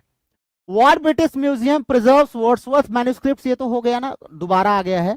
द वर्ड्सवर्थ ट्रस्ट एट, अच्छा हाँ, डब कॉटेज में है, इसको करेक्ट कर लीजिएगा, मैं रिडल माउंट मैंने बता दिया था, डब कॉटेज में है ना, डब कॉटेज में इनका वर्ड्सवर्थ ट्रस्ट है। Wordsworth is specially honoured in the curriculum of which global academic discipline? ये क्वेश्चन थोड़ा सा मतलब कह सकते हैं कंटेम्प्रेरी सेंस में अगर देखें तो इंपॉर्टेंट है। किस ग्लोबल एकेडमिक डिसिप्लिन में इनका यूज किया जाता है?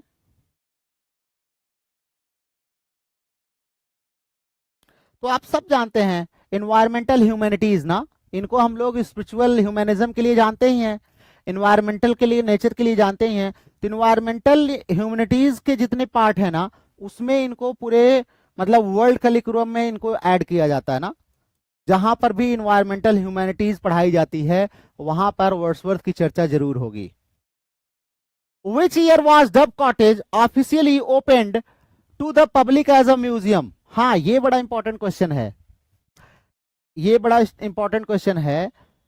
1850 में इनकी डेथ हुई, ठीक है, 1850 में डेथ हुई। बाद में जो क्या नाम था, नाइट, जो नाइट साहब थे, उन्होंने क्या किया, उन्होंने इनकी रचनाओं का कलेक्शन पब्लिश किया सारी, और कलेक्शन पब्लिश करने के बाद उनका काफी प्रयास था कि म्यूजियम ऑफिशियली लोगों के लिए ओपन कर दिया जाए। तो 1891 में ये म्यूजियम ओपन किया गया है, 1891 में, ध्यान रखिएगा 1891 में आम पब्लिक के लिए भी ये म्यूजियम ओपन कर दिया गया। Which of these modern poets praised Wordsworth lyricism and the depth of feeling? अच्छा, मॉडर्न में आप थोड़ा सा ध्यान देंगे तो इसमें जो थोड़ा सा लिरिकल होगा, मॉडर्न लिरिक, जब हम आपको एडवर्ड एल्बर्ट पढ़ा रहे थे तो हमने अंडरलाइन कराया था कि मॉडर्न लिरिसिस्ट में आप अंडरलाइन कर लीजिए, इनकी पोएट्री बहुत ज्यादा लिरिकल्स हैं। तो यहां पर अगर हम देखें तो लिरिकल में हमारी W.H. ऑर्डन की कुछ पोम्स हैं लिरिकल। सीमस हिनी बहुत ही फेमस लिरिक राइटर है मॉडर्न एज के ना, तो इसीलिए इन्होंने वर्ड्सवर्थ के lyricism and depth of feeling की तारीफ करी है, ध्यान रखिएगा। तो भाई जो जैसा होगा वैसा ही तारीफ करेगा ना। जैसे जो गांजा सिगरेट पीने वाला है वो कहेगा यार वो तो बड़े अच्छा फूंक मारता है ना, ऐसे भी बच्चे कंपटीशन करते थे, अब करते हैं कि नहीं पता नहीं। हम लोगों के टाइम में बच्चे क्या करते थे, स्मोक करते थे ना, ऐसे सिगरेट भी पकड़ने के अलग अलग स्टाइल थी, कोई ऐसे पकड़ता था, कोई ऐसे पकड़ता था ना, और ऐसे करके ऐसे, मतलब उसमें भी स्टाइल, स्वैग कहते हैं जो आज हम लोग उसको, वो स्वैग दिखाते थे अपना ना। और इन लोगों का स्वैग ऐसा कचड़ा हो गया है कि अब सिगरेट के पैसे भी इनकी जेब में नहीं रहते, जाने के बाद मांगते हैं भैया आ गए हैं थोड़ा सिगरेट ही पिला देते ना। तो इसीलिए कहते हैं कि पहले स्वैग अपना बना लो, बाद में वो सब दिखाना कारनामे। Which contemporary movement has revisited Wordsworth poetry in light of climate change? तो आप सबको पता है इको क्रिटिसिज्म, इसमें कोई डाउट ही नहीं है, क्योंकि ये इको क्रिटिसिज्म ही क्या है, क्लाइमेट चेंज के पर स्टडी करता है। इको क्रिटिसिज्म जो है सारे लिटरेचर को जो है एनवायरनमेंट के पर्सपेक्टिव से स्टडी करने की पैरवी करता है ना। तो बिल्कुल आपको ये रट जाएगा धीरे धीरे। देन नेक्स्ट क्वेश्चन,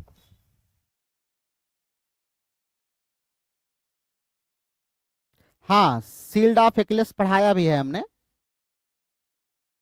आपको, हाँ स्वैग से करिए, हाँ स्वागत, ठीक है।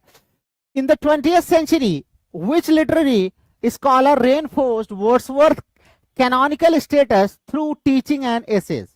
कह रहे हैं कि अपने टीचिंग और एसेज के थ्रू वर्ड्सवर्थ का जो ये कैनोनिकल स्टेटस है ना इतना बड़ा, कह रहे हैं इसको किसने काफी रेनफोर्स किया है, काफी बढ़ाया है, किसने किया है? तो हेराल्ड ब्लूम का बहुत काम है, हेराल्ड ब्लूम, ध्यान रखिएगा, हेराल्ड ब्लूम इनकी काफी तारीफ करते हैं ना, और कहते हैं कि अगर हम रोमांटिक पोएट्री में देखें तो ये सबसे जो है बड़े फिगर के रूप में हमें दिखाई देते हैं। Wordsworth period is now studied as an early example of what genre? तो देखो इसको बोलते हैं Bildungsroman,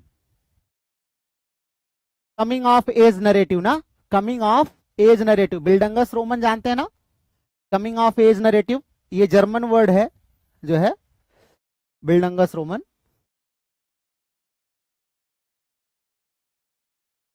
coming of age narrative. The next question, what is the central ethical lesson in the happy warrior?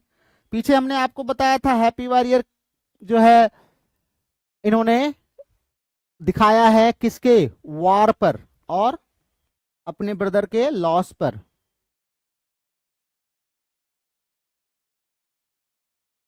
Yes, इसमें दिखाया है कि true strength lies in moral virtue ना, आदमी की जो ट्रू स्ट्रेंथ होती है ना उसकी मॉरल वर्च्यू है।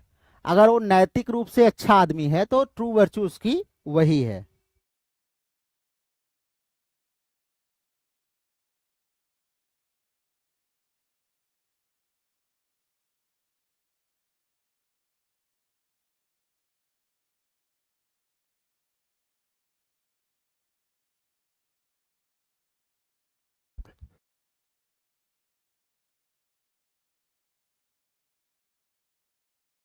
Now the next question, Wordsworth image is commemorated in which British currency. हाँ, ये इंपॉर्टेंट है भैया। अब तो आजकल ऐसे भी क्वेश्चन एग्जाम में आ रहे हैं कि किस करेंसी पर इनका नाम लिखा गया है।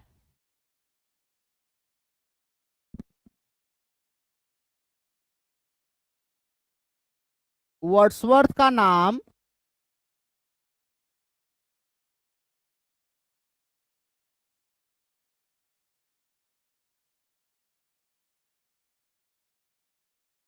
बताइए भाई, किस करेंसी पर लिखा गया है। क्वेश्चन बड़ा इंपॉर्टेंट है। Yes, absolutely right. Everyone has given the right answer. बिल्कुल सही आंसर आप लोगों का है कि किसी करेंसी पर नहीं है ना, ध्यान रखिएगा, इनका नाम करेंसी पर है ही नहीं। और वैसे भी अच्छे व्यक्तियों का कहाँ होता है, थोड़ा नेता उता टाइप के होते तो हो जाता। A well-known 21st century reinterpretation of Wordsworth was produced in। कह रहे हैं कि 21st सेंचुरी में वर्ड्सवर्थ की सारी रचनाओं का रीइंटरप्रिटेशन हुआ है, तो किस में हुआ है ये बताइए। ग्राफिक नॉवेल्स में, एको डॉक्यूमेंट्रीज में।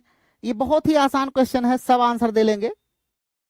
जो काफी देर से क्वेश्चन कर रहे हैं ना, वो सब बच्चे आंसर दे लेंगे।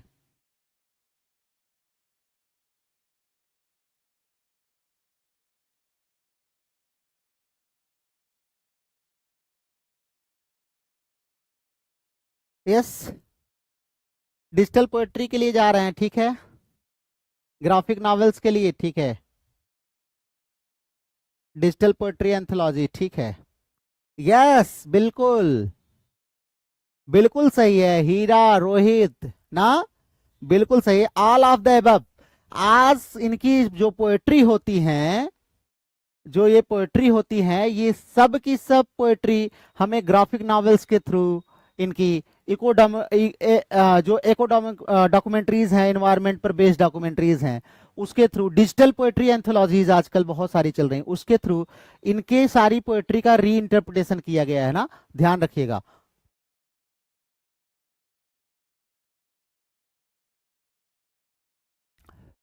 इन literary tourism the Wordsworth trail includes. Wordsworth trail क्या इंक्लूड करता है?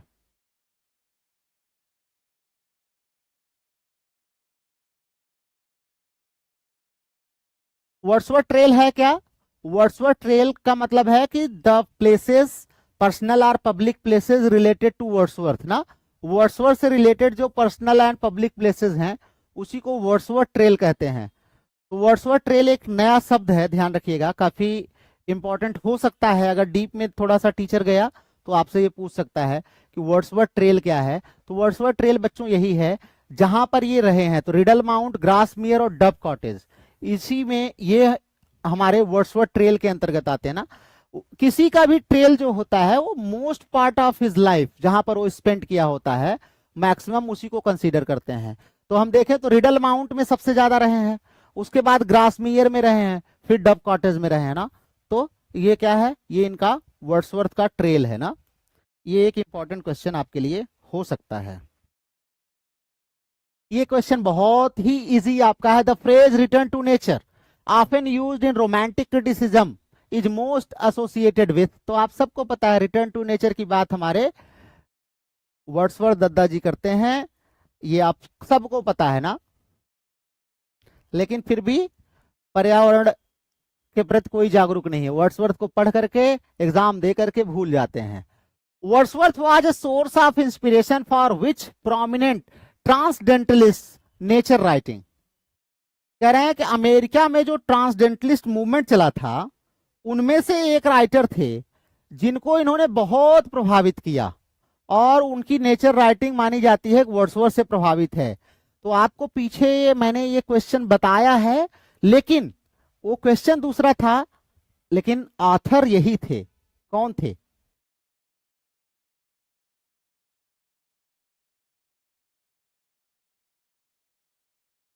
हाँ ठीक है, अहाना, ओके, सरिता नकीबा, रवि, ना ना ना, हरमन मेलेविले नहीं है बेटा, प्रीति, नेथनिल हॉथॉर्न भी नहीं है, Hira, no no no, A is the right answer. A is the right answer, Ralph Waldo Emerson ना। अभी पीछे हमने आपको बताया था ना कि स्पिरिचुअल रोमांटिक पोएट जो है, इन्होंने इनको कहा है, किसको? वर्ड्सवर्थ को ना। तो ये सब थोड़ा सा ध्यान रखा करिए, पीछे क्वेश्चन ये आया था। How is Wordsworth remembered in British national memory? British national memory में हम वर्ड्सवर्थ को कैसे रिमेंबर करते हैं? तो आपको पता ही है, यहाँ पे सिंपल सा ऑप्शन एक है, England's poet of nature and moral reflection ना, इसी के तौर पर हम इनको याद करते हैं। Then next question, Which 20th century poet once called Wordsworth a spiritual father of us all? बहुत इंपॉर्टेंट है भाई, ये भी बहुत प्रभावित थे और अमेरिका के सबसे बड़े जो है नेचर पोएट माने जाते हैं, अमेरिकन नेचर पोएट। अब इतना बोलने से तो आप लोग समझ ही गए होंगे कि मैं किसकी बात कर रहा हूं। अमेरिका के वर्ड्सवर्थ कहे जाते हैं ये, Wordsworth of America. Quick quick answer बताइए, फटाफट बताइए।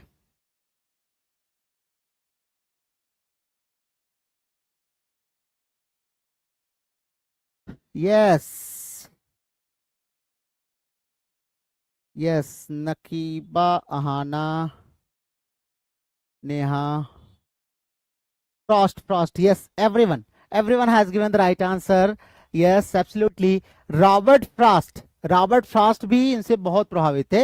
रॉबर्ट फ्रॉस्ट ने वर्ड्सवर्थ को कहा है a spiritual father of us all, हमारे सबके आध्यात्मिक पिता हैं। तो चलिए, हम तो डैडी कह रहे हैं, तो भाई फ्रॉस्ट, फ्रॉस्ट के पिता हैं, तो हमारे दद्दू हो ही गए ना, दद्दू बब्बा जो भी कह लीजिए। Which of these Wordsworthian qualities is seen in many modern nature poets? कह रहे हैं वर्ड्सवर्थियन की कौन सी क्वालिटी बहुत सारे मॉडर्न के जो नेचर पोएट्स हैं उनके अंदर भी देखी जाती है? तो देखिए, मेडिटेटिव क्वालिटी है, meditative walking and observation of the landscape ना। आजकल देखिए ब्लॉगिंग वगैरह भी लोग करते हैं ना, तो जाते हैं ऑब्जर्वेशन करते हैं किसी लैंडस्केप का, फिर आपको बताएंगे यहाँ देखिए ये वाला पेड़, इसकी टहनियां ऐसे ठंड में ऐसी हो जाती है, गर्मी में ऐसे हो जाती हैं, दुनिया भर की बकवास करते हैं ना। तो वही है ये। What is Wordsworth lasting contribution to world literature? World literature में भैया इनका क्या कंट्रीब्यूशन रहा है? तो कॉमिक इपिक तो लिखते नहीं थे, लीगल सटायर लिखते नहीं थे, पैट्रियाटिक ओड्स भी नहीं लिखते थे, इन्होंने लिरिसिज्म को प्रमोट किया है। भाई इनकी लिरिक तो आप टेंटरनेवे पढ़ लीजिए, इमॉर्टलिटी वोड भी उसी कैटेगरी में आती है। स्पिरिचुअल ऑटोबायोग्राफी, प्रिल्यूड इनकी कही जाती है spiritual autobiography, and nature centric poetic. भाई नेचर सेंट्रिक तो सारी पोम्स हैं इनकी ना, तो B is the right answer. Next, which of the following best summarises Wordsworth poetic vision? Wordsworth के पोएटिक विजन को कौन समराइज करता है इसमें? आर्यन श्रीवास्तव जी हैं। कहां से हैं आप बेटा, अपना परिचय दीजिएगा। आर्यन श्रीवास्तव जी कहां से हैं, किस चीज की तैयारी कर रहे हैं?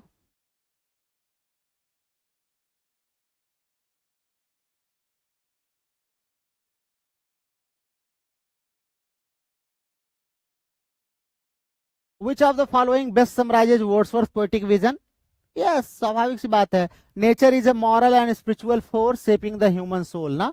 ये क्वेश्चन पीछे भी आया था थोड़ा सा हमारा। अब चलिए, यहाँ पे हमारे क्वेश्चंस ये खत्म हो गए। हाँ, अब आइए देखिए, कुछ कोटेशंस हैं, हम इस पे जिक्र कर लेते हैं, थोड़ा सा कुछ कोटेशंस हैं, फिर हम इन पे आपको कुछ एमसीक्यूज करा देंगे। ओके, बरेली से हैं, पीजीटी की तैयारी कर रहे हैं, ठीक है। हाँ ठीक है, बिल्कुल सही आंसर है सबका। Okay, now let's see a few remarks जो है वर्ड्सवर्थ के ऊपर made by other poets and writers. तो सबसे पहले सैमुअल टेलर कार्लिज का है तो बहुत सारा, कुछ जो इंपॉर्टेंट है वही मैं आपके लिए लेके आया हूं। जैसे इन्होंने क्या कहा है, Wordsworth is a poet of deep feeling and moral insight. पीछे ये क्वेश्चन आ भी चुका है, हमने आपको करा भी दिया है कि किसने वर्ड्सवर्थ को कहा है कि अ पोएट ऑफ, यहां ऐसे क्वेश्चन आएगा, a poet of deep feeling and moral insight किसको कहा गया है, तो वर्ड्सवर्थ को। किसने कहा है, तो कॉलरीज ने कहा है। वर्ड्सवर्थ को किसने कहा है, कॉलरीज ने कहा है। ठीक है, तो ये बहुत इंपॉर्टेंट है। अब देखो एक बार ये एग्जाम में क्वेश्चन आ चुका है ये वाला, he lifts the veil from the familiar. ये एग्जाम में एक बार क्वेश्चन नेट में आया हुआ है, शायद 2002 के नेट में, एग्जैक्टली याद नहीं है लेकिन नेट में आया हुआ है। He lifts the veil from the familiar. तो कहते हैं कि ये जो फेमिलियर है उससे भी जो पर्दा है उसको हटाने का काम करते हैं। तो कहीं कहीं ये जो है थोड़ा सा इनको वर्ड्सवर्थ की तारीफ करते हैं, तो कहीं कहीं इनको थोड़ा सा क्रिटिसाइज भी करते हैं। खास करके इनकी जो एक्सकर्सन थी, एक्सकर्सन के लिए इनको काफी क्रिटिसाइज करते हैं। दूसरे हमारे हैं क्रिटिक विलियम हैजलिट साहब। विलियम हैजलिट साहब क्या कह रहे हैं,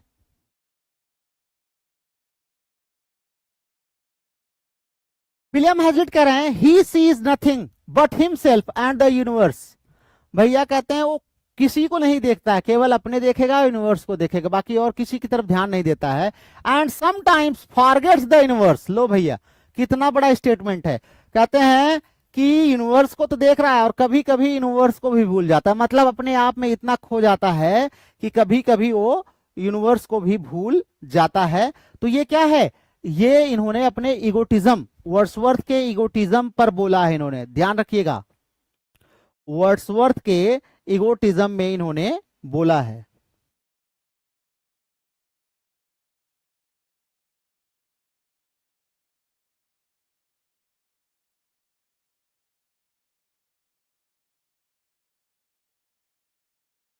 चलिए ठीक है, तो ये भी क्वेश्चन मैंने आपको कराया था ना, वर्ड्सवर्थ के इगोटिज्म पर सबसे पहले किसने रिमार्क किया था। लॉर्ड बायरन क्या कहते हैं इनके, Wordsworth sublime as he is dull. कहते हैं वर्ड्सवर्थ जितना डल है उतना ही सबलाइम है, जितना सबलाइम है उतना ही डल है। लो भैया, dullest, dullest of the dull कहते हैं ना, sublime as he is dull. तो मतलब सब्लिमिटी में जितने अच्छे हैं, डलनेस में भी उतने ही अच्छे हैं, मतलब डलेस्ट हैं ना। तो ये इंपॉर्टेंट है, ध्यान रखिएगा। देन चार्ल्स लैम्ब क्या कहते हैं, चार्ल्स लैम्ब तो भाई थोड़ा सा ज्यादा पर्सनल हो गया। कहते हैं Wordsworth has meant a world to me ना, वर्ड्सवर्थ तो मेरे लिए क्या है, एक पूरी दुनिया के समान है ना, meant a world to me. Francis Jeffrey क्या कह रहे हैं, फ्रांसिस जेफरी कह रहे हैं, एडनबर्ग रिव्यू में इनका आया था इसके बारे में कि दिस विल नेवर डू, बहुत ही फेमस है, हमें लगता है कम से कम 10 बार एग्जाम में आया होगा, दिस विल नेवर डू।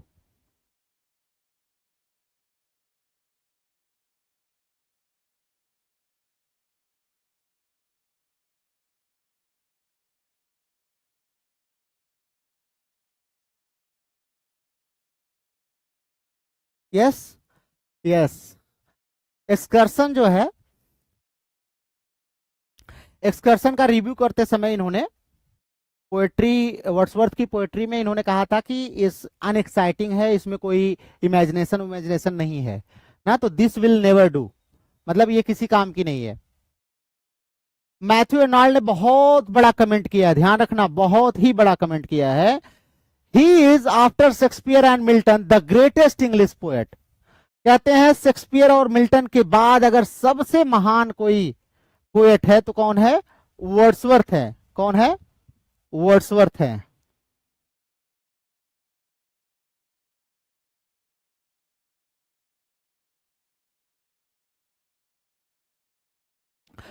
फिर इन्होंने क्या कहा, Wordsworth has a healing power of moral seriousness. पीछे हमने आपको ये कराया भी है क्वेश्चन ना, तो वर्ड्सवर्थ की बड़ी तारीफ कहा है किसने, हमारे मैथ्यू अर्नोल्ड ने। जॉन रस्किन साहब क्या कहते हैं ये भी देख लो, रस्किन साहब कह रहे हैं कि Wordsworth is the deepest thinker among poets. Poets में सबसे ज्यादा अगर डीप में कोई सोचने वाला है तो वर्ड्सवर्थ है, ये कहना है रस्किन का। रस्किन का कहना है कि Wordsworth is the deepest thinker among the poets ना, एमंग पोएट्स। डिकिंसी साहब क्या कहते हैं, लो भैया, डिकिंसी कह रहे हैं Wordsworth was a man of Lofty thought and simple life. तो इनके थॉट तो बड़े लॉफ्टी थे, लेकिन ये बहुत ही सिंपल लाइफ रहते थे ना। टीएस इलियट ने हाईलाइट किया है the problem of Wordsworth is a problem of the ego. लो भैया, ये भी रट लो, आ जाएगा तो ईगो पे केवल एक कीट्स का नाम याद करके बैठे हो कि किसने वर्ड्सवर्थ को ईगोटिस्टिकल सबलाइम कहा है, रट लिया। क्यों? क्योंकि यही क्वेश्चन कम से कम 50 प्रकार के आपको प्रैक्टिस सेट जो आते हैं, नकली टाइप के लोग बनाते हैं ना, वही copy paste copy paste copy paste आप भी खरीद रहे हैं भेड़ों की तरह, कोई मतलब नहीं। उसमें ईगोटिस्टिकल सबलाइम से ऊपर कोई दूसरा क्वेश्चन नहीं देता है। यहाँ पे देखिए ईगो पर फिर आ गया। हमने आपको कितने ईगो पर बताए, हैजलिट को बताया, और उनका क्या नाम था, बेट्स को बताया, इलियट आ गए हैं ना, और कीट्स तो हैं ऑलरेडी। तो कह रहे हैं वर्ड्सवर्थ की जो प्रॉब्लम है ना, वो ईगो की प्रॉब्लम केवल है, बाकी वर्ड्सवर्थ के अंदर और कोई प्रॉब्लम नहीं है। और खास करके इनके प्रिल्यूड को इन्होंने क्रिटिसाइज किया है कि प्रिल्यूड में कुछ ज्यादा ही ऑटोबायोग्राफिकल हो गए हैं। हाँ ठीक है, एकता एकता सही कर रही है।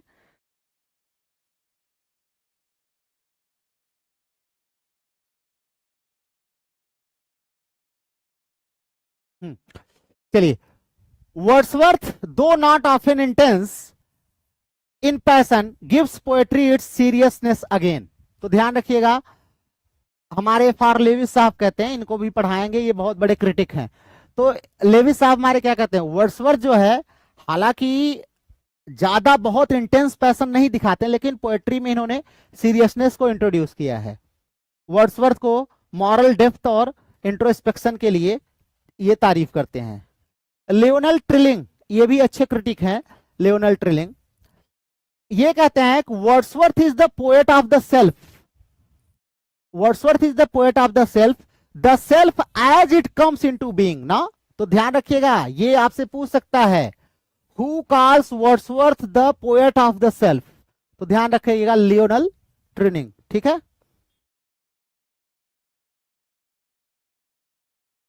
हेराल्ड ब्लूम क्या कहते हैं, बहुत बड़ा कमेंट इन्होंने हेराल्ड ब्लूम ने भी कहा है। मिल्टन के बाद अगर देखें तो हेराल्ड ब्लूम का बहुत बड़ा स्टेटमेंट है, Wordsworth is the central figure in the western poetic tradition since Milton.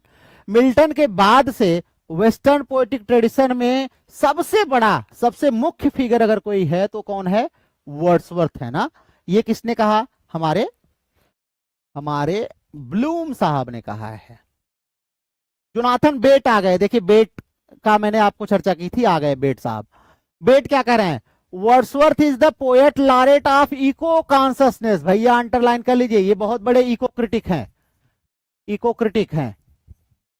अच्छा ये लिखा भी है यहाँ पे, बहुत बड़े इको क्रिटिक हैं जोनाथन बेट ना। जब इको क्रिटिसिज्म हम लोग पढ़ते हैं तो इनका नाम आता है।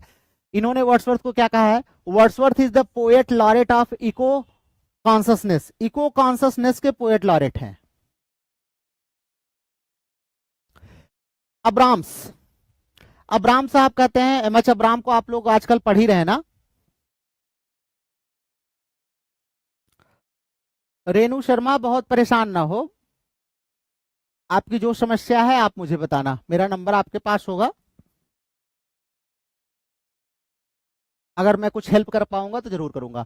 एमएच अब्राम क्या कह रहे हैं, Wordsworth change the focus of poetry from the external to the internal ना। पोएट्री का फोकस पहले एक्सटर्नल था, वर्ड्सवर्थ ने इसको चेंज कर दिया, एक्सटर्नल से इंटरनल पर लाया। ये कहना किसका है, हमारे अब्राम साहब का है।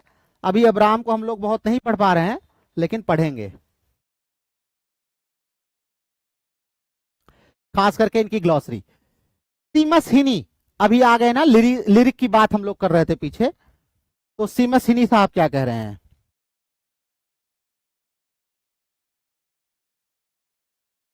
हिनी साहब कह रहे हैं Wordsworth imagination found a pulse in the soil itself ना। कह रहे हैं वर्ड्सवर्थ की इमेजिनेशन खुद ही मतलब प्रकृति में अपना वो पा गई है, अपनी जड़ें वहां उसको खुद ही मिल गई हैं, बहुत ज्यादा इनको खोजने की जरूरत नहीं पड़ी। हाँ, टेरी गिफॉर्ड भी एक है, इको क्रिटिक है, टेरी गिफॉर्ड। ये कहते हैं कि Wordsworth is a proto ecologist. लो भैया, इसको अंडरलाइन कर लो, क्या पता यही इस बार आए आपके एग्जाम में। Wordsworth is a proto ecologist witnessing the disintegration of rural values ना, तो बहुत ही इंपॉर्टेंट हो सकता है ये।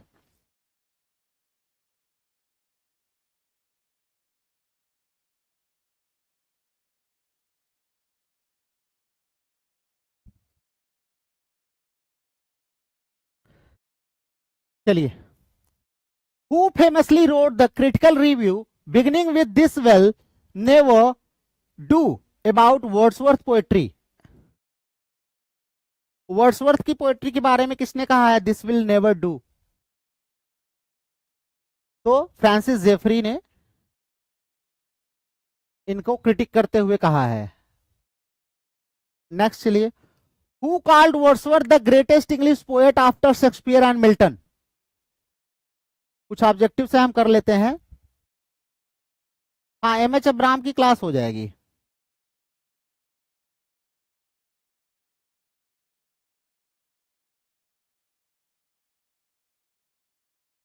रेणु शर्मा बेटा, आप परेशान ना हो, आप बात करो तो फिर मैं देखता हूं क्या हो सकता है।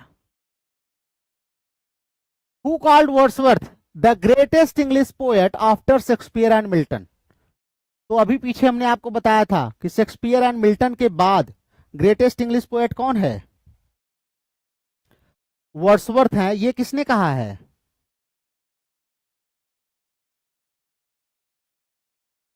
अरे भाई, अभी तो दो बताया मैंने आपको। एक हमारे मैथ्यू अर्नोल्ड साहब ने कहा है कि शेक्सपियर और मिल्टन के बाद इकलौते एकमात्र पोएट हैं। कौन? Wordsworth. Who criticized Wordsworth poetry for excessive egotism, particularly in the prelude? Prelude में बहुत ज्यादा इगोटिज्म था, अभी पीछे जस्ट बताया मैंने। जो है कहते हैं कि वर्ड्सवर्थ की प्रॉब्लम क्या है, उसकी ईगो है। तो प्रिल्यूड में टीएस इलियट ने कहा है कि ये बहुत ज्यादा जो है इन्होंने अपने आप को इंट्रोड्यूस किया है ना, तो ये ध्यान रखिएगा। आपसे एग्जाम में ऐसे भी क्वेश्चन पूछ सकता है ना कि प्रिल्यूड पर किसने वो किया है, डिस्कशन किया है।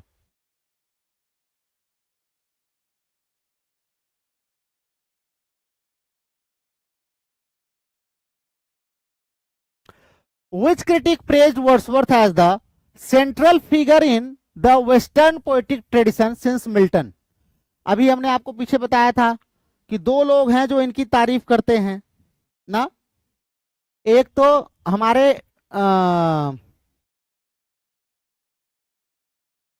अर्नोल्ड साहब कहते हैं शेक्सपियर और मिल्टन के बाद सबसे अच्छे पोएट है, और ब्लूम साहब हमारे कहते हैं कि पोएटिक ट्रेडिशन की अगर हम बात करें तो मिल्टन के बाद सबसे फेमस कौन है? वो हमारे वर्ड्सवर्थ हैं। Who referred to Wordsworth as a poet of deep feeling and moral insight? Poet of deep feeling and moral insight किसने कहा है? तो आप सबको पता है, कॉलरीज ने। पहला ही स्टेटमेंट हमने बताया है, कॉलरीज ने ना, कॉलरीज ने कहा है।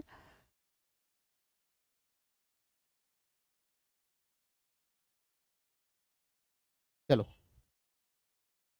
Next, which romantic poet mocked Wordsworth for his dullness? Wordsworth को डलनेस के लिए किसने क्रिटिसाइज किया है? तो आप सबको पता है डलनेस के लिए क्रिटिसाइज करने वाला कौन है। तो डलनेस के लिए क्रिटिसाइज करने वाले हमारे बायरन है ना। Dull dull dullest of the dull, dullest of the dull.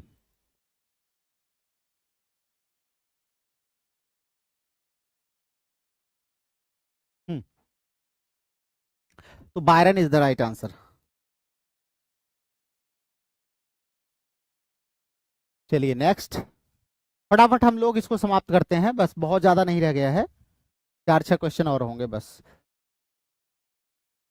Who describe Wordsworth poetry as a medicine for the mind, तो कॉलरिज ने कहा है मेडिसिन फॉर द माइंड, ये आप ध्यान रखेंगे। Then according to M H Abraham what did Wordsworth to do to poetry, poetry को इन्होंने क्या किया है, तो एक्सटर्नल से इंटरनल की तरफ फोकस कराया है पोएट्री को। अभी पीछे हमने बताया था ना, shifted from external to internal. Who said Wordsworth lifts the veil from the familiar, अभी पीछे पहला ही स्टेटमेंट था, हमने आपको अंडरलाइन भी कराया था। किसने कहा था, कॉलरिज ने कहा था। कॉलरिज ने कहा था कि वर्ड्सवर्थ जो है उनके अंदर स्पिरिचुअलाइजिंग का गिफ्ट था।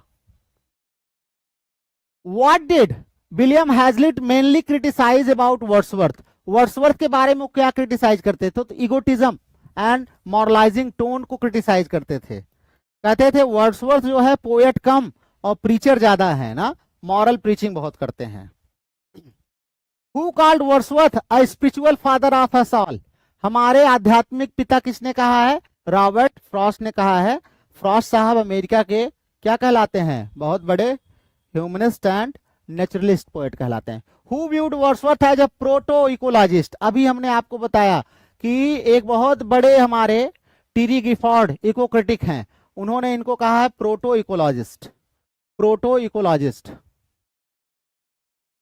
What did Emerson admire most in Wordsworth, R W Emerson, Ralph Waldo Emerson जो है क्या एडमायर करते थे वर्ड्सवर्थ में, तो his mystical connection with nature, nature के साथ जो इनका मिस्टिकल कनेक्शन था उसी को एडमायर करते हैं। Who said that Wordsworth imagination found a pulse in soil itself, कह रहा है कि इसने अपनी नब्ज जो है खुद ही पकड़ ली, तो ये कहना था सीमस हीनी का, जो कि इनको बहुत ही बड़ा लिरिक पोएट भी कहते हैं वर्ड्सवर्थ को। According to Jonathan Bate Wordsworth is best described as, Wordsworth को कैसे डिस्क्राइब करते हैं जोनाथन बेट, तो ये भी हमारे इको क्रिटिक हैं, ये वर्ड्सवर्थ को डिस्क्राइब करते हैं the poet laureate of eco consciousness, the poet laureate of eco consciousness. Who refer to Wordsworth the poet of the inner man, the poet of the inner man कहते हैं हमारे Matthew Arnold साहब। Then 4 question और रह गया बस। Which of the following is not a major criticism modern critics have of Wordsworth, कह रहे हैं मॉडर्न क्रिटिक्स जो बहुत सारे क्रिटिसिज्म करते हैं उनमें से एक कौन सा नहीं है, तो ओवरली मॉरलिस्टिक टोन पर तो इनका क्रिटिसिज्म होता है, एक्सेसिव सेल्फ फोकस पर भी इनका क्रिटिसिज्म होता है, use of rural imagery, lack of technical skill पर जो है, ठीक है। Which poet critics saw Wordsworth's early work as more inspired than his later works, कौन सा क्रिटिक मानता है कि इनकी शुरुआत की रचनाएं ज्यादा अच्छी थी बाद से, तो हैजलिट, हैजलिट इसीलिए बाद में इनको इगोटिस्टिक कहते हैं ना, कहते हैं इगोटिस्ट हो गया था ये, इसीलिए इसकी पोएट्री बाद की नष्ट हो गई। Then what did Harold Bloom mean by anxiety of influence in, ये टर्म जो है हेराल्ड ब्लूम ने दिया है, ध्यान रखिएगा, in relation to Wordsworth, Wordsworth के रिलेशन में अगर हम एंजाइटी ऑफ इन्फ्लुएंस बोले तो इसका क्या मतलब है, तो ये इनका कहने का मतलब है कि later poet struggle to write under Wordsworth shadow ना, बाद के पोएट जो है वर्ड्सवर्थ के शैडो में लिख नहीं पाए, स्ट्रगल किया उन लोगों ने, इसीलिए रोमांटिक जो कैरेक्टरिस्टिक्स थी पोएट्री की वो धीरे धीरे खत्म हो गई, समाप्त हो गई। देन शायद लास्ट क्वेश्चन है, which of these is the best summary of critical consciousness on Wordsworth today, तो वर्ड्सवर्थ पर अगर आज हम बात करें तो he is great natural poet with lasting moral and ecological insight. यहां पे आके हमारा ये वर्ड्सवर्थ पर सेशन, एक और है क्या, नहीं खत्म है, ठीक है, ये सेशन हमारा यहाँ पर खत्म होता है, लेकिन वर्ड्सवर्थ पूरा नहीं खत्म हुआ, ध्यान रखिएगा। अभी वर्ड्सवर्थ पर आपके लिए आएगा क्या, आपके लिए आएगा टिंटन एबे, टिंटन एबे पर कम से कम मान के चलिए आपको नहीं कुछ तो 50 क्वेश्चन या 40 क्वेश्चन आपको मिलेंगे। उसके बाद इमॉर्टलिटी ओड, इमॉर्टलिटी ओड पे भी आपको 30-40 क्वेश्चन मिलेंगे, 30-40 का मान के चलिए मिनिमम जो है। उसके बाद आपको सॉलिटरी रीपर, सॉलिटरी रीपर पर आपको मिलेंगे। उसके बाद इनकी जो फेमस है टिंटन एबे, इमॉर्टल ओड, सॉलिटरी रीपर, और डेफोडिल्स, इनकी कम से कम ऐसे 8-10 जो पोम्स हैं उन पे मैं क्वेश्चन तैयार करके आपके लिए ले आऊंगा, एमसीक्यूज ना। तो मान के चलिए अभी अभी कम से कम 200 क्वेश्चन आपको वर्ड्सवर्थ पर मैं कराऊंगा, ठीक है। तो उसके लिए आप लोग तैयार रहिए। कल आपको हम इस क्लास में फिर मिलेंगे 4:30 पर। तब तक आप लोग पढ़ते रहिए, मस्त रहिए। अभी आज आप लोग 10 o'clock पर क्लास में जरूर जुड़े। विलियम जे लॉन्ग की बुक चल रही है, हम लोग विक्टोरियन एरा में इस समय चल रहे हैं। तो सभी लोग हमसे मिलिए रात में 10 बजे। तब तक आप लोग अपना ख्याल रखिए और पढ़ते रहिए, मस्त रहिए। बहुत प्रेशर लेके मत पढ़िए, लेकिन हमेशा उसके बारे में सोचते रहिए। तो सी यू अगेन एट 10 o'clock और tomorrow at 4:30। Till then take care of yourself and good day you all. आप लोग लाइक कर दिए, सब्सक्राइब और कमेंट इसके बाद जरूर कमेंट किया करिए, as many comments you can.